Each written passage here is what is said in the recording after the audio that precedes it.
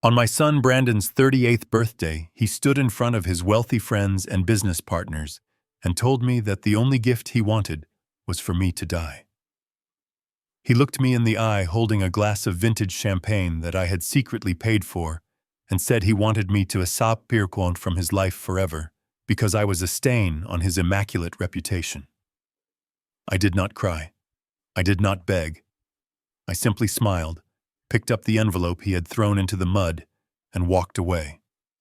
1 hour later, the FBI raided his party and put him in handcuffs.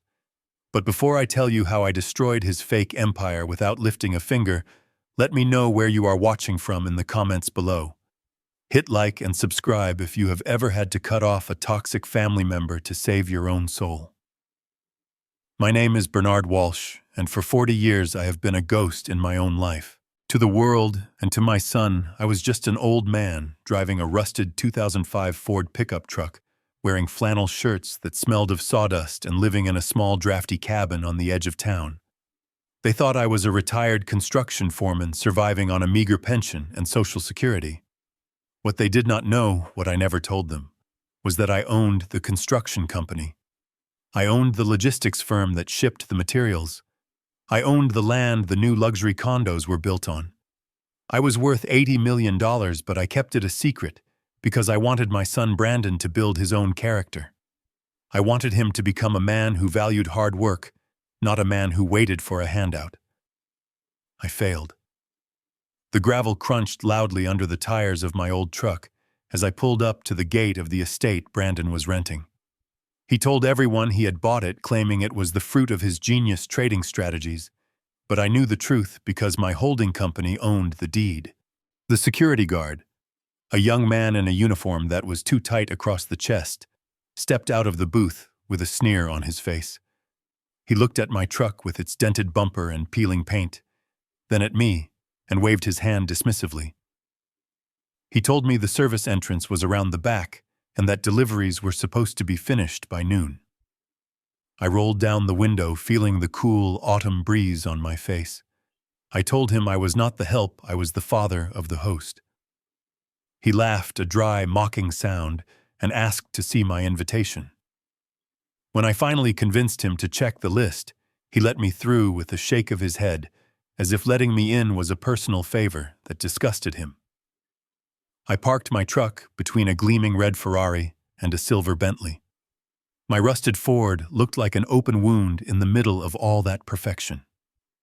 I took a deep breath, grabbed the small brown envelope from the passenger seat, and stepped out. My knees popped as I stood up. 72 years of hard labor takes its toll, but my back was straight. The music was loud, a thumping bass that rattled my chest. I walked toward the backyard where the party was in full swing. There were crystal ice sculptures, servers carrying trays of caviar, and people laughing with their heads thrown back, the kind of laugh that says they have never worried about a mortgage payment in their lives.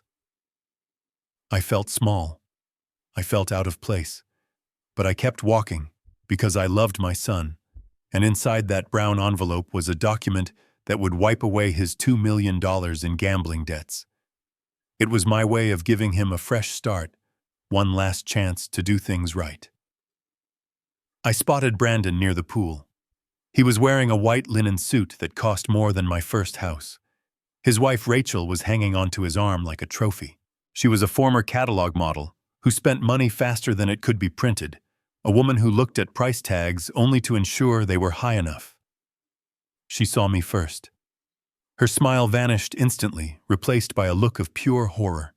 She whispered something to Brandon, and he spun around. They did not wave. They did not come over to hug me. Instead, they marched toward me, intercepting me before I could get close to the important investors Brandon was trying to impress. They grabbed my arms and pulled me behind a large decorative hedge away from the eyes of the party. Rachel dusted off her sleeve as if touching me had dirtied her. She asked me what I was doing there and why I was wearing those rags. She told me I smelled like mothballs and failure. Her voice was a hiss, sharp and venomous. She said I was ruining the aesthetic of the party and that they had told people I was in an assisted living facility because that sounded better than the truth. I looked at Brandon, waiting for him to defend me. I waited for him to tell his wife that I was his father, that I had raised him alone after his mother died, that I had worked double shifts to put him through college. But Brandon did not defend me. He looked at me with cold, dead eyes. He told me I should have stayed home. He said I was embarrassing him in front of his partners. He said I looked like a beggar who had wandered in from the street. I held out the envelope.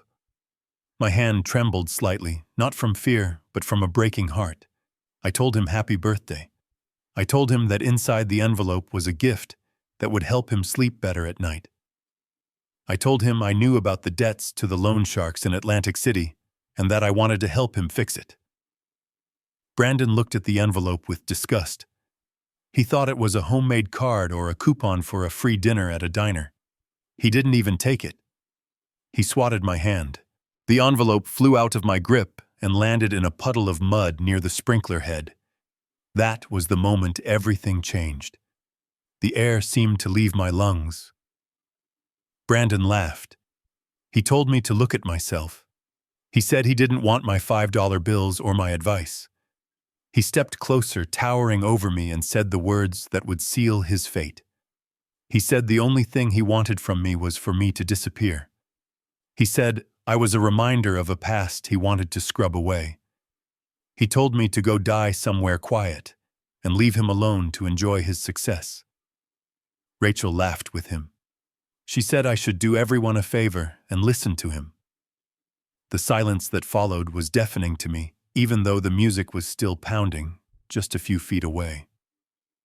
I looked at the envelope in the mud. Inside was the check that would have saved him from prison. Inside was his freedom. I looked at my son. I didn't see the boy I taught to ride a bike. I didn't see the young man I dropped off at college. I saw a stranger, a greedy, hollow stranger, and suddenly the pain in my chest vanished. It was replaced by a cold, hard clarity. I realized I had been enabling a monster. I had been protecting him from the consequences of his own life, and in doing so, I had destroyed him. I bent down and picked up the envelope. I wiped the mud off it with my sleeve.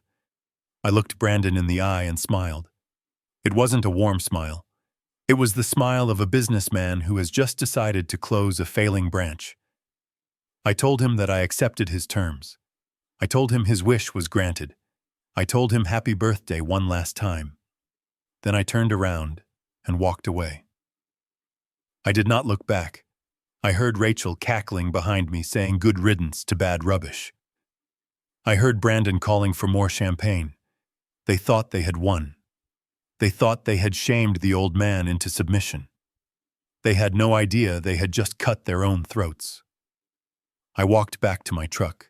I sat in the driver's seat and locked the doors. The interior smelled of old coffee and sawdust. A smell that usually comforted me, but today it smelled like the end of an era. I reached into the glove box and pulled out a phone. It wasn't the cheap flip phone I used around Brandon. It was a satellite phone with encrypted lines. I dialed a number I hadn't called in 6 months. Garrison Ford answered on the first ring.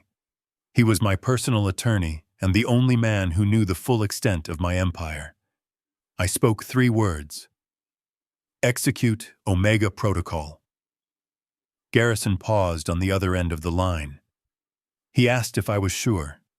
He reminded me that Omega Protocol was the nuclear option. It meant cutting Brandon off completely.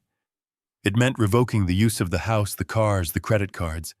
It meant exposing the embezzlement at the northern branch of my logistics company, the embezzlement I had been covering up for 6 months, hoping Brandon would return the money. I told Garrison to burn it all down.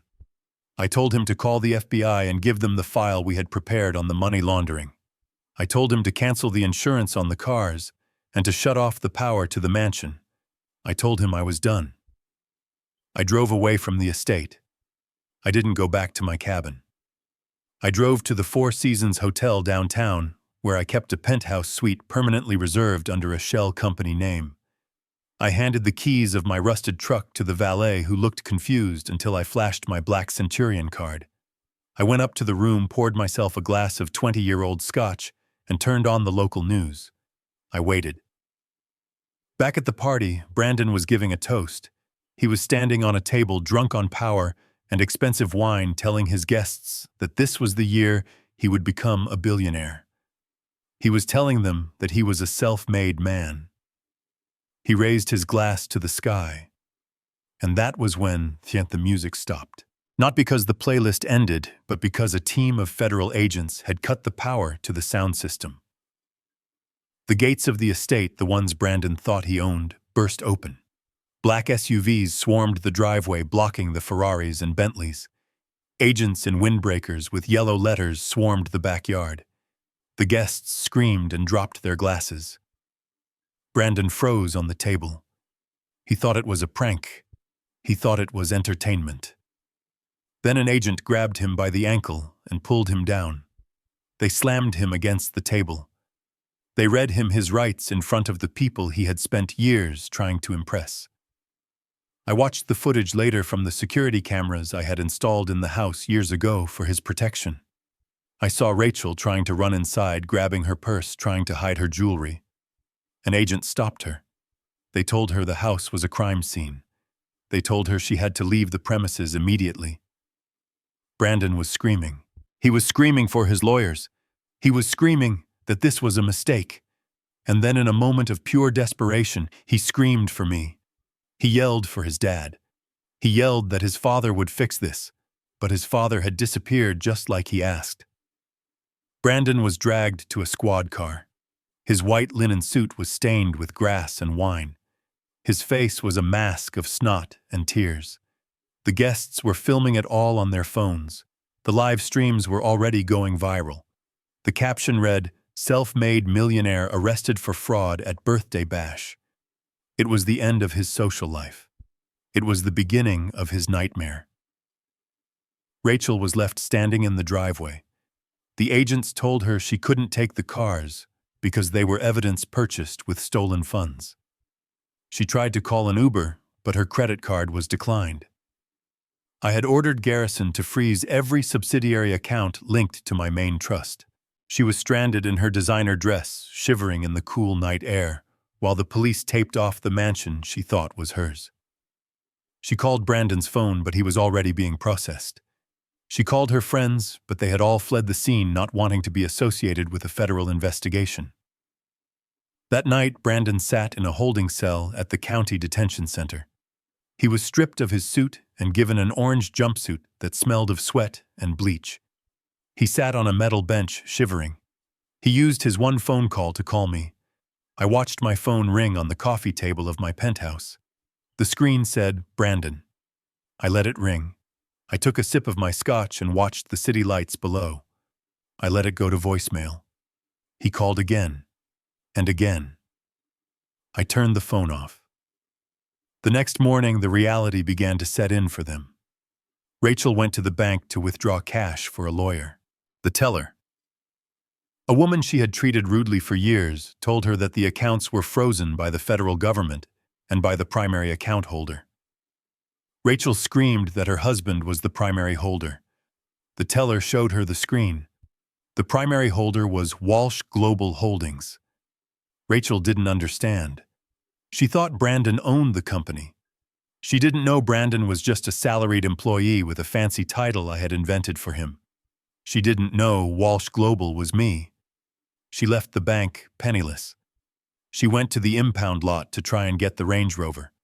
The clerk told her the car had been repossessed by the leasing agency an hour ago due to breach of contract. The contract stated that the vehicle could only be operated by an employee in good standing. Brandon had been terminated for cause effective immediately upon his arrest. I had signed the termination papers myself while eating a steak dinner the night before. Rachel had to walk 3 miles to her mother's small apartment. She was furious. She wasn't worried about Brandon. She was worried about her image. She was worried about the house. She thought if she could just talk to the lawyers, she could fix it. She didn't realize that the lawyers worked for me. She didn't realize that the house wasn't just seized, it was already being listed for liquidation. I wasn't just cutting them off. I was erasing their fake lives. Meanwhile, in the detention center, Brandon was meeting with a public defender. He demanded his high-powered corporate attorney. The public defender told him that the corporate attorney had recused himself because the corporation was the victim of the crime. Brandon was being sued by his own company. He was being sued by me. He sat in that chair, pale and shaking, and for the first time he began to do the math. He realized that the money he stole, the $500,000 he thought was a bottomless pit, was gone. He realized he had $2 million in gambling debts to a loan shark in Atlantic City who didn't care about the FBI. He realized he was alone. But I wasn't done. The arrest was just the beginning. I knew that Brandon and Rachel were survivors. I knew they would try to claw their way back. I knew their next move would be to play the victim, to blame the system, or to try and find me to beg or threaten. I needed to make sure they couldn't come after me. I needed to make sure they understood that the bridge wasn't just burned, it was nuked. I spent the morning with Garrison Ford reviewing the forensic accounting. We had evidence of every dollar Brandon had siphoned. We had footage of Rachel using the company credit card to buy purses and claiming they were office supplies. We had it all. Garrison asked me if I wanted to offer them a plea deal. He asked if I wanted to show mercy. I looked at the picture of my late wife on my desk. I remembered how she worked extra shifts at the diner so Brandon could have new sneakers. I remembered how she worried about him until her last breath. I thought about the way he looked at me at the party. I told Garrison no deals. I told him to press charges to the fullest extent of the law. Then I received a notification on my private server. It was from Lily, my 16-year-old granddaughter. Lily was the only good thing that had come out of Brandon and Rachel's marriage. She was quiet, smart, and kind. She had been ignored by her parents for years because she wasn't interested in fashion or fame. She liked to read. She liked to paint. She came to my cabin on weekends to help me in the garden. She didn't know I was rich either, but she treated me like a king. The notification was a text message. It said, "Grandpa, are you okay? Mom and Dad are in trouble. The police are everywhere. I'm scared." I called her immediately. I told her I was fine. I told her to pack a bag. I told her a car was coming to pick her up. She asked where we were going. I told her we were going to start a new life. I told her that she didn't have to worry about her parents anymore. I told her that for the first time in her life she was going to be the priority. 10 minutes later, a black town car pulled up to her school. The driver picked her up before Rachel could get there. Rachel had been planning to use Lily as a prop for the media, a crying daughter, to gain sympathy. I took that option away from her. When Rachel arrived at the school to pick up her prop, the principal told her that Lily had been picked up by her legal guardian, designated in the emergency contact forms. Rachel screamed that she was the mother. The principal showed her the form. Years ago, when they were too busy partying to fill out paperwork, they had signed a form giving me power of attorney over Lily in case of emergencies. This was an emergency. I brought Lily to the penthouse. She walked in her eyes wide, looking at the marble floors and the view of the skyline. She looked at me in my flannel shirt and work boots, standing in the middle of a $10 million room. She asked me whose apartment this was. I told her it was ours. I told her the truth. I told her everything. I told her about the company, the money, the test I had given her father. I saw the realization dawn on her face. She didn't ask for a car. She didn't ask for money. She just hugged me and cried. She said she was glad I wasn't just a poor old man, because she had always worried about how I would pay for heat in the winter. That broke me. That was the moment I knew I had made the right choice. But the war wasn't over. Rachel was desperate. She was cornered, and a cornered animal bites. She called the local news station. She gave an exclusive interview, sobbing, saying that her husband was being framed. She said that his father, a senile old man with dementia, had gone missing and was likely being manipulated by corporate sharks. She spun a story that I was the victim of identity theft and that Brandon was just trying to protect the company. She was trying to flip the narrative. She was trying to lay the groundwork for a competency hearing. She wanted to have me declared mentally unfit so she could take control of the assets through guardianship. It was a bold move. It was a dangerous move. And it was exactly what I expected. I watched her on the television screen crying fake tears, wearing a modest dress she must have borrowed because she didn't own anything that simple. She looked into the camera and pleaded for me to come home. She said they loved me. She said they forgave me for wandering off. It was a masterclass in manipulation. The public began to comment online. They were worried about the poor missing grandfather. They were wondering if the son was actually a hero trying to save the family business. I turned to Garrison. I asked him if the trap was ready. He nodded. We weren't going to fight her in the media. We weren't going to issue a statement. We were going to let her walk right into the lion's den. We were going to let her file the paperwork for guardianship. We were going to let her swear under oath that I was senile. And then we were going to reveal the evidence that would send her to prison right next to her husband. I told Garrison to prepare the jet. I needed to be in the capital by morning to meet with the federal prosecutors. But first, I had one more stop to make. I needed to visit the one person who could help me nail the coffin shut on my son's defense. I needed to visit the bookie he owed $2 million to. I wasn't going to pay the debt. I was going to buy the debt. I was going to become the owner of my son's nightmares. As I walked out of the hotel, I put on a pair of sunglasses and a baseball cap. I saw my reflection in the glass doors. I didn't look like a victim. I didn't look like a father. I looked like a man who had nothing left to lose. My son wanted me to disappear. I had granted his wish. The Bernard Walsh he knew was dead. The man who remained was someone he was going to wish he had never met. The game had just begun, and I was holding all the aces. I stood there, the bass of the party music thumping against my ribs like a second irregular heartbeat. In my calloused hand, I held the small brown envelope. To anyone else, it looked like cheap stationery from a dollar store. But inside it held the deed to his freedom. It was a cashier's check for $2 million, enough to pay off the syndicate in Atlantic City that had threatened to break his legs just last week. I had pulled strings, liquidated assets, and moved mountains to get this ready for tonight. I took a step forward, ignoring the way Rachel wrinkled her nose as if she smelled something rotting. I looked at my son, searching for a trace of the little boy who used to cry when he scraped his knee. I found nothing but a stranger in a $3,000 suit. "Happy birthday, son," I said, my voice steady despite the trembling in my hands. "I know you are in trouble. I know about the gambling. I know about the loans. This is for you. It is a fresh start. Please take it." I extended my arm, offering him the lifeline he didn't even know he needed. I expected him to hesitate.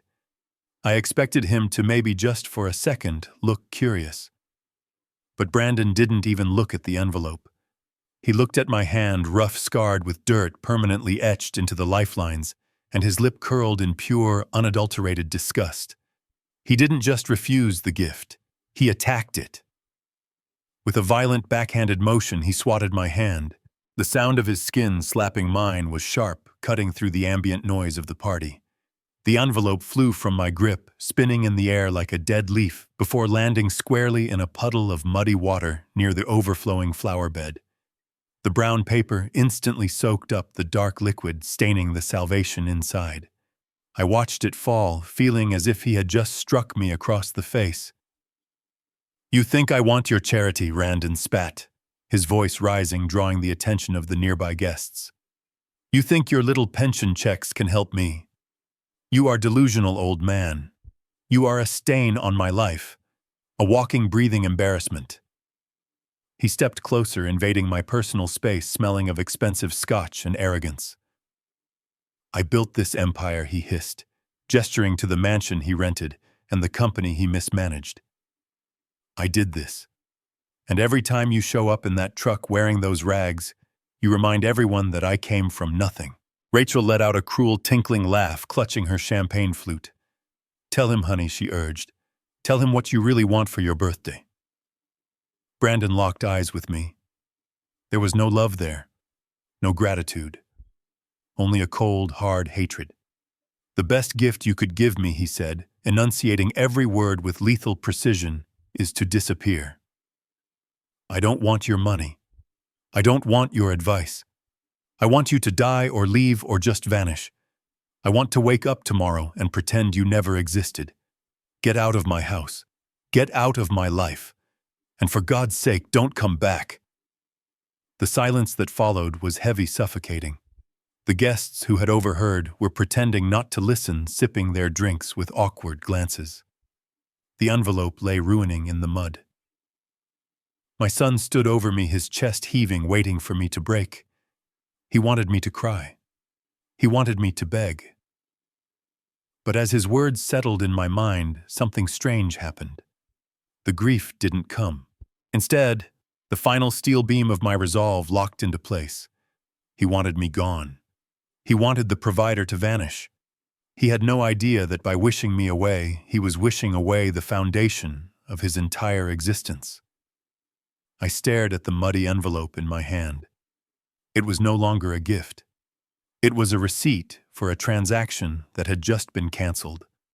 I bent down slowly, my joints popping in the silence, a stark reminder of the 40 years I spent pouring concrete so he could pour champagne.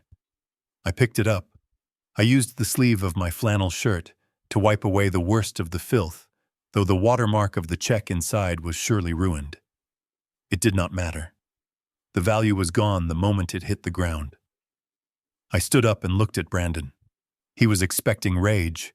He was expecting a sermon about gratitude or a tearful plea for connection. He got neither. I let a smile spread across my face. It was not a smile of joy. It was the smile of a demolition expert pressing the plunger on a condemned building. "Very well," I said, my voice low and even, cutting through the tension like a diamond blade. "Happy birthday, Brandon. Your wish is granted." I turned my back on him. I did not hesitate. I did not look for a sign of regret in his eyes, because I knew there was not one. I walked toward the gate. Behind me, the tension broke. Rachel's laugh rang out shrill and victorious. Finally, she shrieked loud enough for the neighbors to hear. "Go back to your shack, old man, and take your trash with you." Her friends giggled, a chorus of hyenas feasting on a carcass. I kept walking. Each step felt lighter. The heavy burden of fatherhood, the constant worry, the secret bailouts, they were falling off my shoulders with every yard of gravel I crossed. I reached my 2005 Ford. It sat there like a loyal dog waiting for its master. I climbed into the cab and shut the door. The sound of the latch clicking shut was the most satisfying sound I had heard in years. It sealed out the music. It sealed out the laughter. It sealed out the lies. I sat there for a moment, in the silence, breathing in the scent of stale coffee and diesel. I looked at the mansion one last time through the windshield. It looked like a stage set, pretty from the front, but held up by nothing but my money in the back. I reached under the driver's seat and pulled out the hard case. I opened it and took out the satellite phone. It was heavy black and strictly for business. I dialed the number that bypassed every secretary and assistant. Garrison Ford answered on the first ring. He was probably in his office overlooking Manhattan, waiting for the signal. "Mr. Walsh," he said. His voice was professional, devoid of emotion. "Is it done?" I looked at the envelope on the passenger seat. "It is done," I replied. "Activate Omega Protocol, cut everything. The accounts, the cards, the deeds. And Garrison, send the file on the northern branch to the FBI. Do it now." I hung up before he could answer. I did not need to hear his confirmation. I knew Garrison. He was already typing. I put the truck in gear and drove away. I did not look in the rearview mirror. There was nothing behind me worth saving. 60 minutes later, while I was pouring a glass of scotch in a silent hotel room miles away, The party I had paid for was reaching its crescendo. I watched it unfold on the tablet screen connected to the security cameras I had installed years ago to keep him safe. Brandon stood on a raised platform near the infinity pool, his face flushed with the false confidence of vintage champagne and unearned success. He tapped a silver spoon against his crystal flute, the sharp cling cutting through the heavy bass of the music. He demanded silence from the crowd of investors, fair-weather friends, and social climbers who were drinking his liquor. They turned their faces toward him, like sunflowers seeking a false sun, eager to hear what the boy king had to say. He raised his arms, soaking in the applause that he thought was for him, but was actually for the lifestyle I had secretly subsidized. He shouted that this was the year of expansion. He claimed he had built this company from the ground up with nothing but his own grit and genius. He lied with such conviction that for a moment even he believed it. He toasted to the future, to wealth, to a life without baggage, a direct reference to the father he had just evicted. He raised the glass to his lips, ready to drink to my erasure. But the liquid never touched his tongue. The thumping music cut out instantly, replaced by a silence so sudden it felt violent. The heavy oak gates at the front of the property didn't open for a guest. They were rammed open. A convoy of black government SUVs tore up the manicured driveway, tires screeching on the stone pavers I had laid myself. Men and women in windbreakers emblazoned with 3 yellow letters swarmed the lawn. They didn't move like party guests. They moved with the terrifying precision of a wolf pack closing in on a wounded deer. A voice boomed through a megaphone, shattering the carefully curated atmosphere of luxury. Federal agents. Nobody move.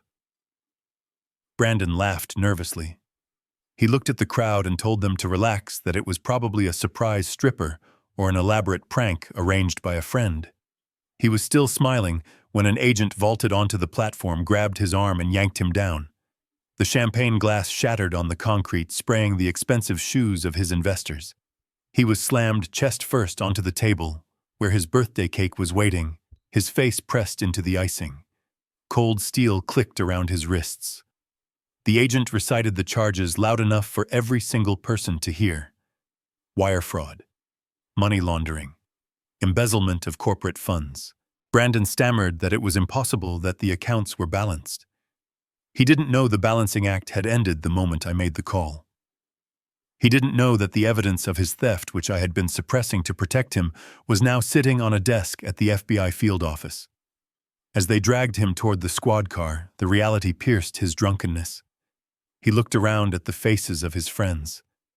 They weren't rushing to help him. They were holding up their phones, recording his downfall to stream to the world. He realized he had no leverage. He needed a fixer. He needed the man who had always made the bad things go away. He screamed for me. "Dad," he howled, his voice cracking like a terrified child. "Call my dad. Get Bernard. He can fix this." He screamed for the man he had banished an hour ago. He begged for the ghost he had wished away. But the only answer was the click of cameras and the slam of the car door. His father wasn't there to write a check. His father was gone.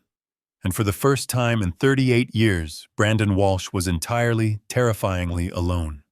The county lockup does not have heated floors or Egyptian cotton sheets. It has stainless steel toilets that flush with a deafening roar and benches bolted to the floor that suck the warmth right out of your bones.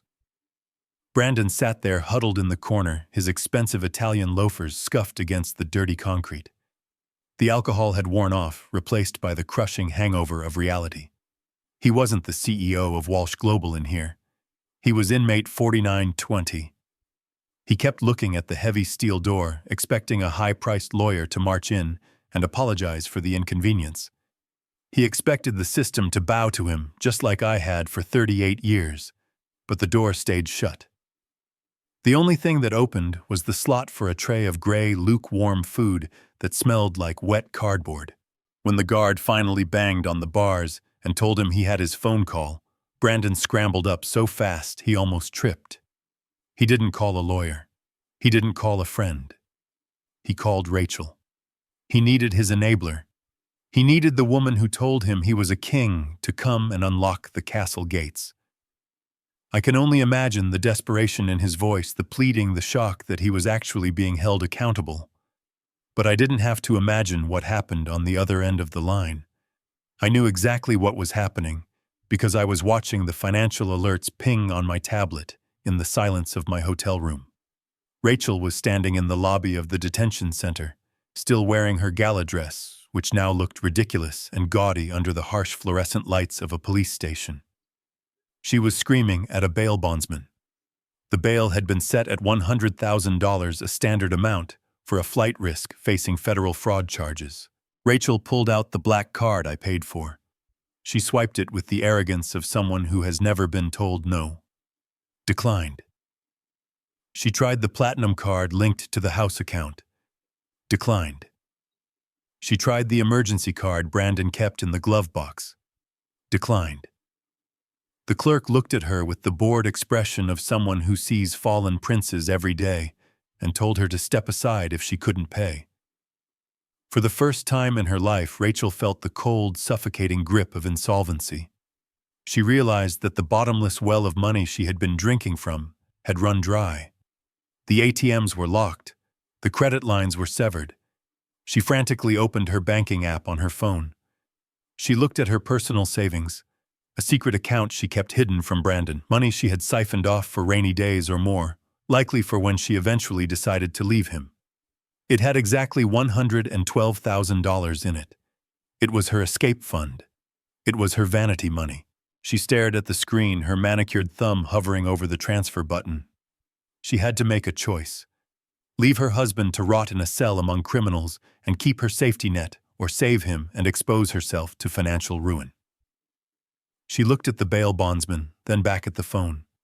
With a scream of frustration that turned heads in the lobby, she transferred the funds.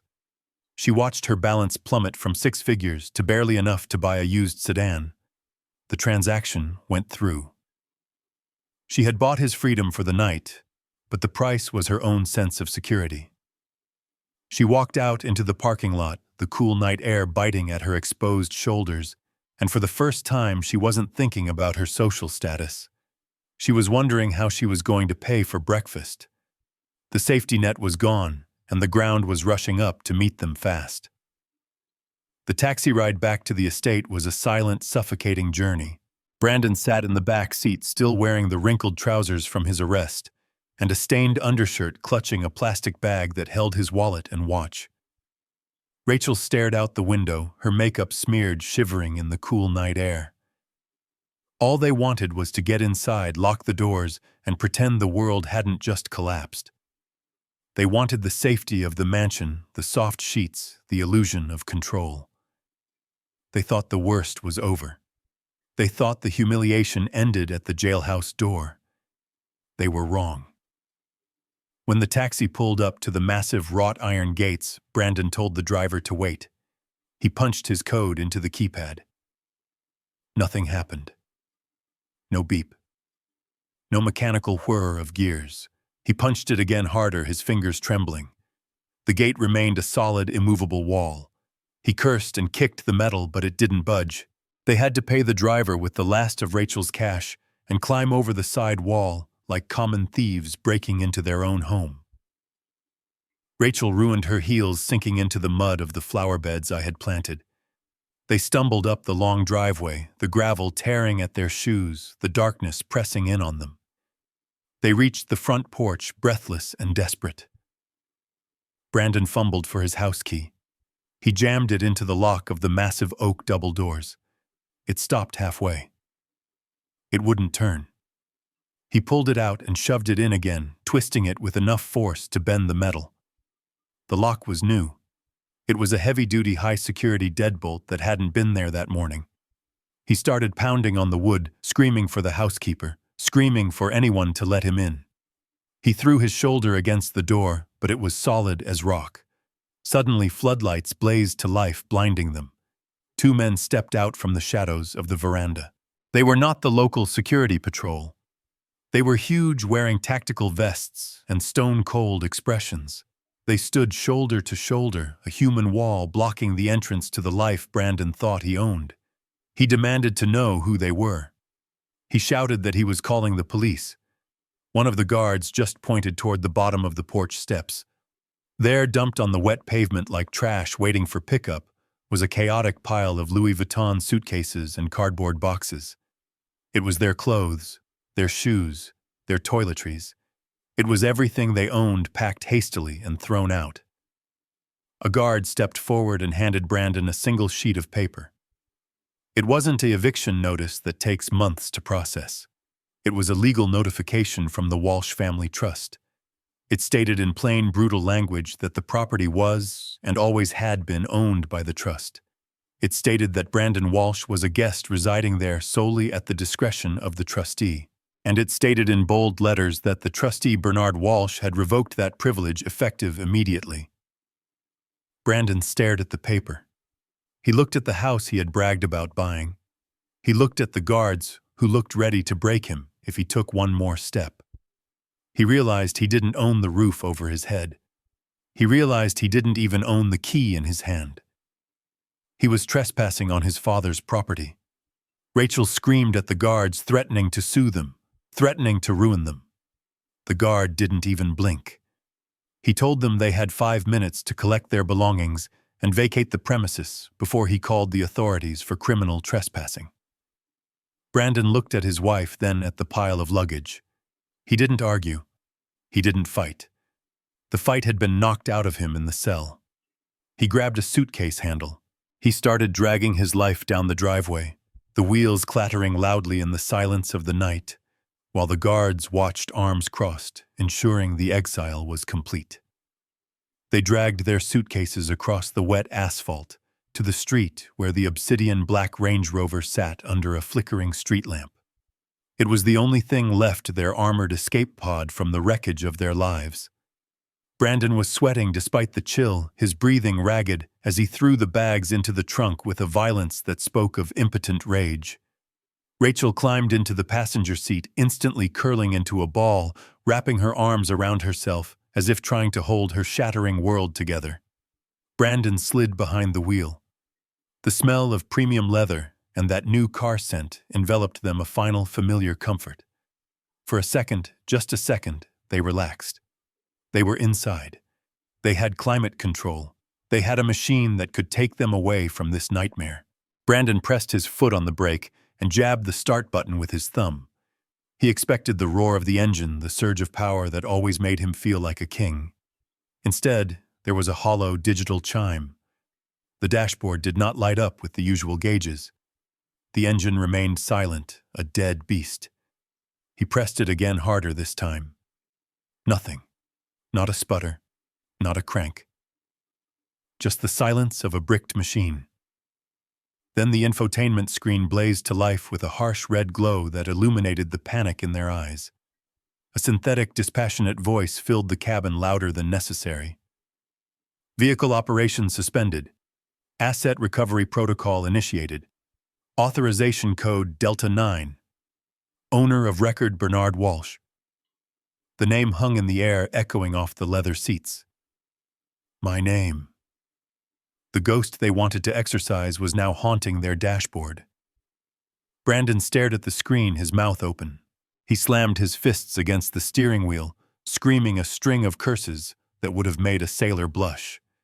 He tried to shift the gear stick, but it was locked in park. He tried to release the electronic parking brake, but the system was dead. The car had been remotely bricked, transformed from a luxury SUV into a 3-ton paperweight. I had paid extra for that feature when I leased the fleet through the holding company. It was intended for theft recovery. Tonight, it was recovering my dignity. Get out, the voice on the screen seemed to imply as the interior lights began to flash in a rhythmic warning pattern. Please vacate the vehicle immediately, the synthetic voice commanded. Law enforcement tracking has been enabled. Brandon looked at Rachel. Her face was a mask of sheer terror. The police were the last people they wanted to see tonight. They scrambled out of the car, tripping over each other in their haste, dragging their luggage onto the sidewalk. As soon as the doors slammed shut, A mechanical whirring sound came from the wheels. The air suspension vented, dropping the chassis low to the ground, and the anti-theft bolts engaged, locking the wheels rigid. The side mirrors folded in like a beetle playing dead. The car was immovable. It was a statue dedicated to their failure. They stood there on the side of the road, the wind picking up blowing dust and dry leaves against their ankles. The street was empty. The mansion behind them was dark and hostile. The car in front of them was a locked vault. They were stranded in the middle of suburbia, miles from the city center, dressed in gala attire that offered no warmth and no protection. Brandon pulled out his phone to call a ride-sharing service, his fingers shaking so badly he dropped it. The screen cracked on the pavement. He picked it up, swiping frantically. Low battery. No signal. I had canceled the data plan 20 minutes ago. They were offline. They were homeless. They were alone in the dark, and the long walk to the nearest motel was just beginning. They managed to flag down a yellow cab, a distinct step down from their usual private chauffeurs. They piled their Louis Vuitton luggage into the trunk, the expensive leather scraping against the spare tire. They barked at the driver to take them to the Ritz-Carlton downtown. They needed the sanctuary of high-thread counts and room service to soothe their bruised egos. They sat in the back, silent, convincing themselves this was just a banking glitch, a misunderstanding that a screaming phone call would fix in the morning. They didn't know there would be no morning fix. When the cab pulled up under the golden awning of the hotel, the meter read $42. A doorman in a top hat reached for the door, but the driver locked it. Payment first, he grunted, eyeing their disheveled appearance.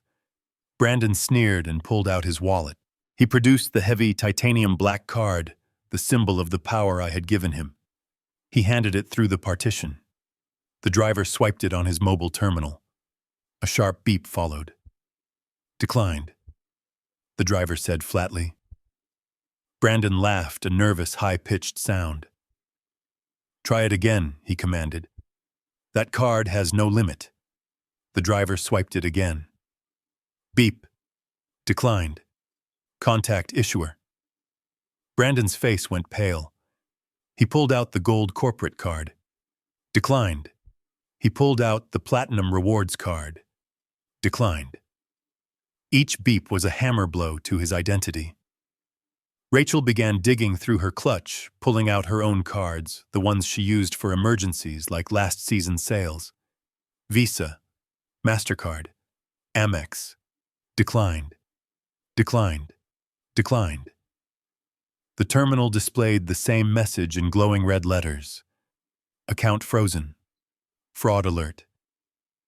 Limit revoked. The driver turned around, his patience gone. I don't have all night. Cash or cops. The threat hung heavy in the air. Brandon looked at Rachel. Rachel looked at Brandon. They realized they were cashless in a digital world I had just unplugged. They began frantically searching their pockets. Brandon found a crumpled $10 bill in his jacket pocket, leftover tip money. Rachel emptied her purse, shaking out coins, finding a few singles amidst her expensive cosmetics. They counted it out on the vinyl seat. $38.50. Not enough. They had to beg. My son, the CEO, had to beg a cab driver to let them go for $38.50. The driver cursed, snatched the money, and unlocked the doors. Get out, he spat, and don't come back. They tumbled out onto the sidewalk, their luggage thrown after them. They stood before the revolving doors of the Ritz, but they couldn't go in. They knew they couldn't pay for a room. They couldn't even pay for a bottle of water at the bar. The doorman looked at them, at the pile of bags, at the desperate look in their eyes. He didn't offer to help.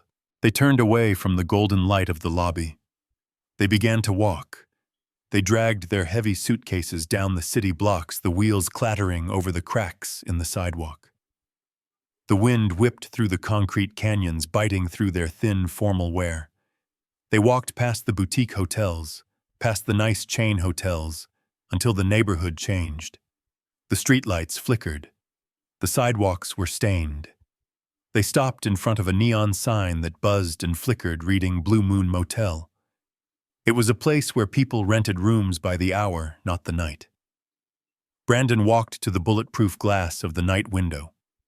He paid with the watch off his wrist, trading a $5,000 timepiece for a room with a stained mattress and a door that didn't quite lock. This was their new kingdom. The neon sign outside the window buzzed with the sound of a dying insect casting a rhythmic, sickly blue light across the stained carpet of room 12. The air inside was thick with the smell of mildew and stale cigarette smoke, a scent that clung to the back of the throat. Brandon sat on the edge of the sagging mattress, his head buried in his hands, still wearing the tuxedo shirt that was now unbuttoned and stained with sweat. Rachel was pacing the 3 feet of available floor space between the bed and the wall, her heels clicking aggressively on the peeling linoleum. The shock had worn off, replaced by a vicious, panicked rage. She was screaming at him, her voice cracking, demanding to know how a millionaire could become a pauper in the span of a single dinner party. Brandon didn't answer at first. He reached into his jacket pocket and pulled out the crumpled legal notice the security guard had shoved into his chest. He smoothed it out on the scarred nightstand, squinting under the flickering light of the single bedside lamp. He began to read the fine print, the legal jargon he had always paid lawyers to ignore. His eyes darted back and forth, widening with every line. He gasped a sound like a drowning man surfacing for air. He told Rachel to stop screaming. He told her to look. He pointed a shaking finger at the paragraphs detailing the ownership structure of the estate, the vehicles, and the lines of credit. He read the names aloud, his voice hollow. The deed to the mansion wasn't in his name. It was held by the Walsh Family Irrevocable Trust. The luxury SUVs weren't purchased. They were leased by B2W Logistics, a subsidiary of my holding company. The limitless credit cards they flashed like badges of honor. They were supplementary user accounts linked to a master file owned by Bernard Walsh. Brandon looked up at his wife, his face the color of ash. He whispered the truth that broke him. He told her they didn't own anything. Not a brick, not a wheel, not a dollar. He told her that for 10 years, he thought he was a self-made tycoon, but he was just an authorized user on his father's account. Rachel snatched the paper from his hand, tearing a corner in her haste. She scanned the document, her eyes frantically searching for a lie, for a mistake. She found none. She realized that the investments Brandon claimed to manage were just allowances I funneled through shell companies to keep his ego inflated. She realized that the business trips were paid vacations I subsidized. The realization hit her with the force of a physical blow. She looked at Brandon not with love or even pity, but with pure, unadulterated loathing. She screamed that he was a fraud. She screamed that he was a child playing dress-up in his daddy's clothes. They turned on each other, then tearing apart their marriage with the same ferocity they had used to attack me. Rachel threw the cheap plastic ashtray at the wall, shattering it. She yelled that she had married a CEO, not a charity case. Brandon shouted back that she was a parasite who had bled him dry, that her greed was the reason he had asked for more money, the reason he had pushed me away. In that dark, damp room, stripped of their designer armor and their social standing, the truth was laid bare. They were hollow people. They had no assets, no skills, and no one left to blame but themselves. They sat on opposite ends of the filthy room, the silence between them heavier than the humid air, realizing that the old man in the flannel shirt hadn't just paid their bills. He had invented their entire reality, and he had just turned off the lights. While my son and his wife were screaming at each other in a room that smelled of despair and mildew, I was standing 40 stories above them, looking out at the city skyline through floor-to-ceiling glass. The penthouse at the Four Seasons was quiet, the kind of expensive silence that thick walls and high altitude provide. I had traded my flannel shirt for a silk robe, and the glass in my hand held a single malt scotch that was older than the woman my son had married. Garrison Ford sat at the mahogany dining table, his fingers flying across a laptop keyboard, dismantling 38 years of entitlement with the precision of a surgeon removing a tumor. He looked up, his face illuminated by the blue light of the screen. "The forensic accountants have secured the ledgers," he reported, his voice calm and level. "We have proof of the embezzlement, the wire fraud, and the tax evasion. The assets are frozen. The credit lines are terminated. They are effectively destitute, Mr. Walsh." I nodded, taking a slow sip of the amber liquid. It didn't taste like victory. It tasted like necessity. I asked him about the house. He told me the eviction notice had been served and the locks changed. The fortress was secure. Then the private elevator chimed. It was a sound I rarely heard, reserved for guests with the highest clearance or security overrides. The doors slid open, and my heart stopped for a second. It wasn't a business associate or a federal agent. It was Lily. My 16-year-old granddaughter stood there clutching a backpack, her eyes red and swollen, her face streaked with tears. She looked small against the vastness of the marble foyer. She had been at the party. She had seen the handcuffs. She had seen her world collapse. I set my glass down and walked toward her. She looked at me confused. She had only ever seen me in work boots and denim, driving a truck that rattled when it idled. Now she was seeing the man who owned the building. "Grandpa," she whispered, her voice trembling. I saw the news. They said Dad stole money. They said he is in jail. Mom is screaming on the phone and wouldn't tell me where we were going to sleep. The security guard at the gate gave me this address. He said you were here." I fell to my knees so I could look her in the eye. I didn't care about the silk robe or the dignity of the penthouse. I reached out and took her hands. They were cold. I told her to breathe. I told her she was safe. She asked me if it was true. She asked if her father was a criminal. I didn't lie to her. I never lied to Lily. I told her that her father had made bad choices, terrible choices, and that he was facing the consequences of his own greed. She started to cry harder, her shoulders shaking with the weight of abandonment. She asked what would happen to her. She said she didn't want to go to foster care. She said her mother was only worried about the car and the jewelry, not about where she was. That broke my heart more than Brandon's insults ever could. I pulled her into a hug, holding her tight against my chest. I told her she wasn't going anywhere. I told her that this apartment, this life, everything I had built was her safety net now. I stood up and led her to the window. I showed her the city lights below. I told her the secret I had kept for so long. I told her that I wasn't just a retired construction worker. I told her that I had the means to protect her, to send her to any college she wanted to give her the life her parents were too selfish to provide. But I made her a promise, and I asked her to make one in return. I told her I would take care of her, but she could never ever give a single cent of what I gave her to her parents. She looked at me, her eyes wide with a mixture of shock and understanding. She wiped her tears and nodded. She chose me. And in that moment, I knew I had saved the only part of the family that was worth saving. While I was enjoying a breakfast of fresh fruit and Belgian waffles with my granddaughter in the safety of the penthouse, my son and his wife were waking up to the harsh reality of sunlight, filtering through dirty motel curtains. The room smelled of stale coffee and desperation. Brandon was still lying on the sagging mattress, staring at a water stain on the ceiling, paralyzed by the enormity of his failure. He was broken. He had lost his job, his home, and his identity in less than 24 hours. But Rachel was not broken. Rachel was cornered, and a cornered predator is the most dangerous kind. She was already up, pacing the small strip of worn carpet between the bed and the wall, her mind working furiously to find a loophole, a weakness, a way to claw back the life she believed she deserved.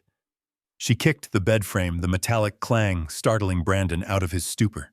She told him to sit up and stop feeling sorry for himself. She told him that crying wouldn't pay the loan sharks in Atlantic City. She grabbed the notepad from the nightstand and started scribbling furiously. She analyzed the situation with a cold, reptilian logic. She realized that begging me for forgiveness was useless. I had made my position clear.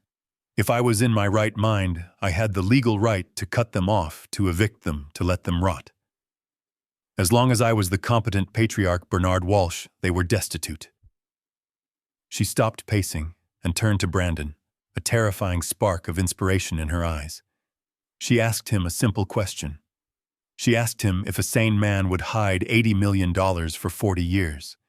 She asked him if a rational person would live in a shack and drive a rusted truck when they could own the city.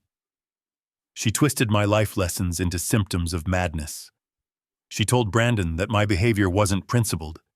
It was erratic. It was paranoid. It was the sign of a man who had lost his grip on reality. Brandon sat up listening. He wanted to believe her. He needed to believe her. Rachel spun the narrative faster. She said that my sudden appearance at the party, the scene I caused the immediate liquidation of assets, it all pointed to a mental break. She used the word that strikes fear into the heart of every independent senior citizen in this country. Conservatorship. She explained it to him with a chilling calmness. If they could prove to a judge that I was mentally incompetent, that I was a danger to myself and my estate, the court would appoint a guardian to manage my affairs. They wouldn't need me to sign a check. They would become the check signers. They wouldn't need to inherit the money when I died. They would control it while I was still alive. They could force me into a facility. They could medicate me into silence. They could take the penthouse, the company, and the accounts all under the guise of protecting their poor, senile father. It was a coup d'etat disguised as compassion. Brandon looked at her, the hope returning to his eyes. It wasn't the hope of a son wanting to help his father. It was the greed of a parasite finding a new way to feed. He asked her how they could prove it. He said I was sharp, that I had outsmarted them at every turn. Rachel smiled, a thin, cruel curving of her lips. She told him that the truth didn't matter. They didn't need a real diagnosis. They just needed a piece of paper signed by a doctor. She told him she knew exactly who to call. She knew a doctor who had lost his license to practice in 2 other states, a man with debts of his own who would sign a death warrant if the price was right. The plan was no longer about apology. It was about capture. They weren't going to ask for the keys to the kingdom. They were going to have me committed and take them. Rachel sat on the edge of the stained porcelain bathtub in the motel room, the only place where the reception was stable enough to make a call that would constitute a felony. She held the receiver of the room's landline tight against her ear, a corded relic that felt greasy to the touch. Brandon watched her from the doorway, chewing on his fingernails, his eyes wide with a mixture of terror and anticipation. They were about to cross a line from which there was no return. They were moving from financial incompetence to criminal conspiracy. She dialed a number she had memorized years ago, not for emergencies, but for convenience. It belonged to Dr. Marcus Holloway. He wasn't a family practitioner. He was a concierge doctor for the morally bankrupt, the kind of man who wrote prescriptions for opioids to bored housewives and signed sick notes for executives recovering from benders in Vegas. He had taken thousands from Brandon over the years to cover up minor indiscretions, but this request was different. This wasn't a cover-up. This was a fabrication. Holloway answered on the 3rd ring, his voice thick with sleep or something stronger. Rachel didn't waste time with pleasantries. She told him she had a patient who needed an urgent evaluation. She told him the patient was elderly wealthy and currently missing. Holloway asked who it was. When she said my name, he hesitated. He knew of me only as the blue-collar father they were embarrassed by. He asked if I was actually sick. Rachel didn't blink. She lied with the ease of a sociopath. She told him I was violent. She said I was hallucinating. She said I had forgotten who my own son was and had threatened them physically. She was painting a picture of a man in the final dangerous stages of dementia. Holloway was corrupt, but he wasn't stupid. He told her that an involuntary commitment required a paper trail. It required history. It required a medical record that showed a decline. He told her that creating such a record retroactively was highly illegal and extremely risky. He asked for his fee up front. $10,000 wire transfer before he even opened his laptop. Rachel laughed a dry, humorless sound. She told him she couldn't wire him $10, let alone $10,000. She told him the assets were frozen. Then she played her ace. She told him about the trust. She told him about the $80 million that was currently sitting in accounts that she was about to control. She made him an offer. She told him that if he provided the sworn affidavit, the medical history, and the emergency recommendation for guardianship, she would pay him $50,000 the moment the judge banged the gavel. She sold him a piece of my hide before she had even skinned me. There was a long silence on the line. Holloway was doing the math. He was weighing his medical license against a year's salary in a single check. Greed won, as it always does with men like him. He agreed. He told her he would draft the files immediately. He would backdate appointments that never happened. He would invent symptoms I never had. He would create a fictional version of Bernard Walsh, who was a danger to society.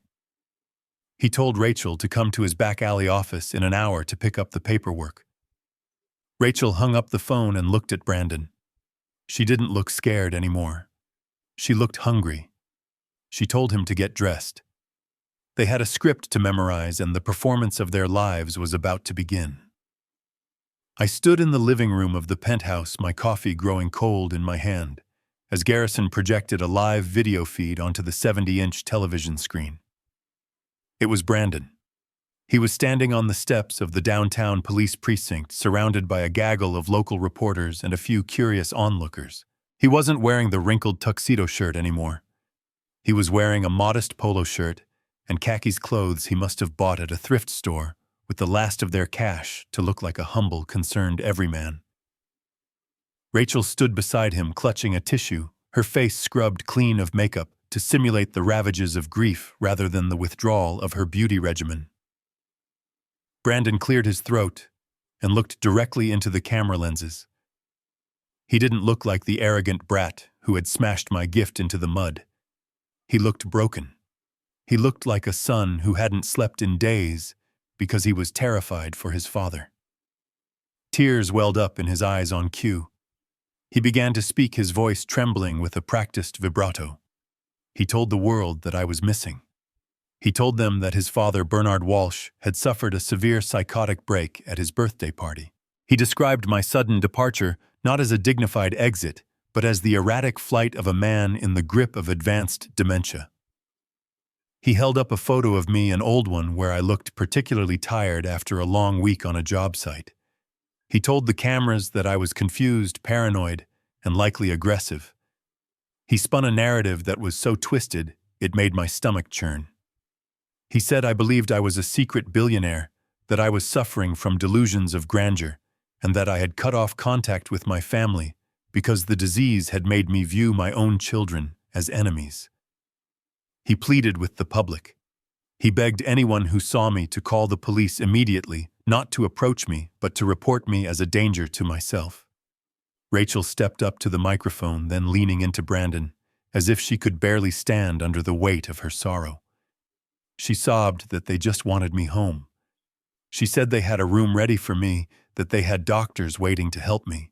She painted a picture of a loving family, desperately trying to save their patriarch from the darkness of his own mind. It was a performance worthy of an Academy Award. It was sickening, and it was working. I watched the live comments scrolling across the bottom of the screen on the social media feed. They were scrolling so fast they blurred. Poor guy. He looks devastated. Dementia is so cruel. I hope they find the dad before he hurts himself. That old man sounds dangerous. The tide of public opinion which had briefly mocked Brandon for his arrest was turning. Now he wasn't a fraudster. He was a martyr dealing with a senile father while facing legal troubles. The narrative was shifting. I wasn't the victim of their greed anymore. I was the cause of their suffering. Brandon finished his speech with a direct appeal to me. Dad, if you can hear this, please come home. We aren't mad. We just want to take care of you. We love you."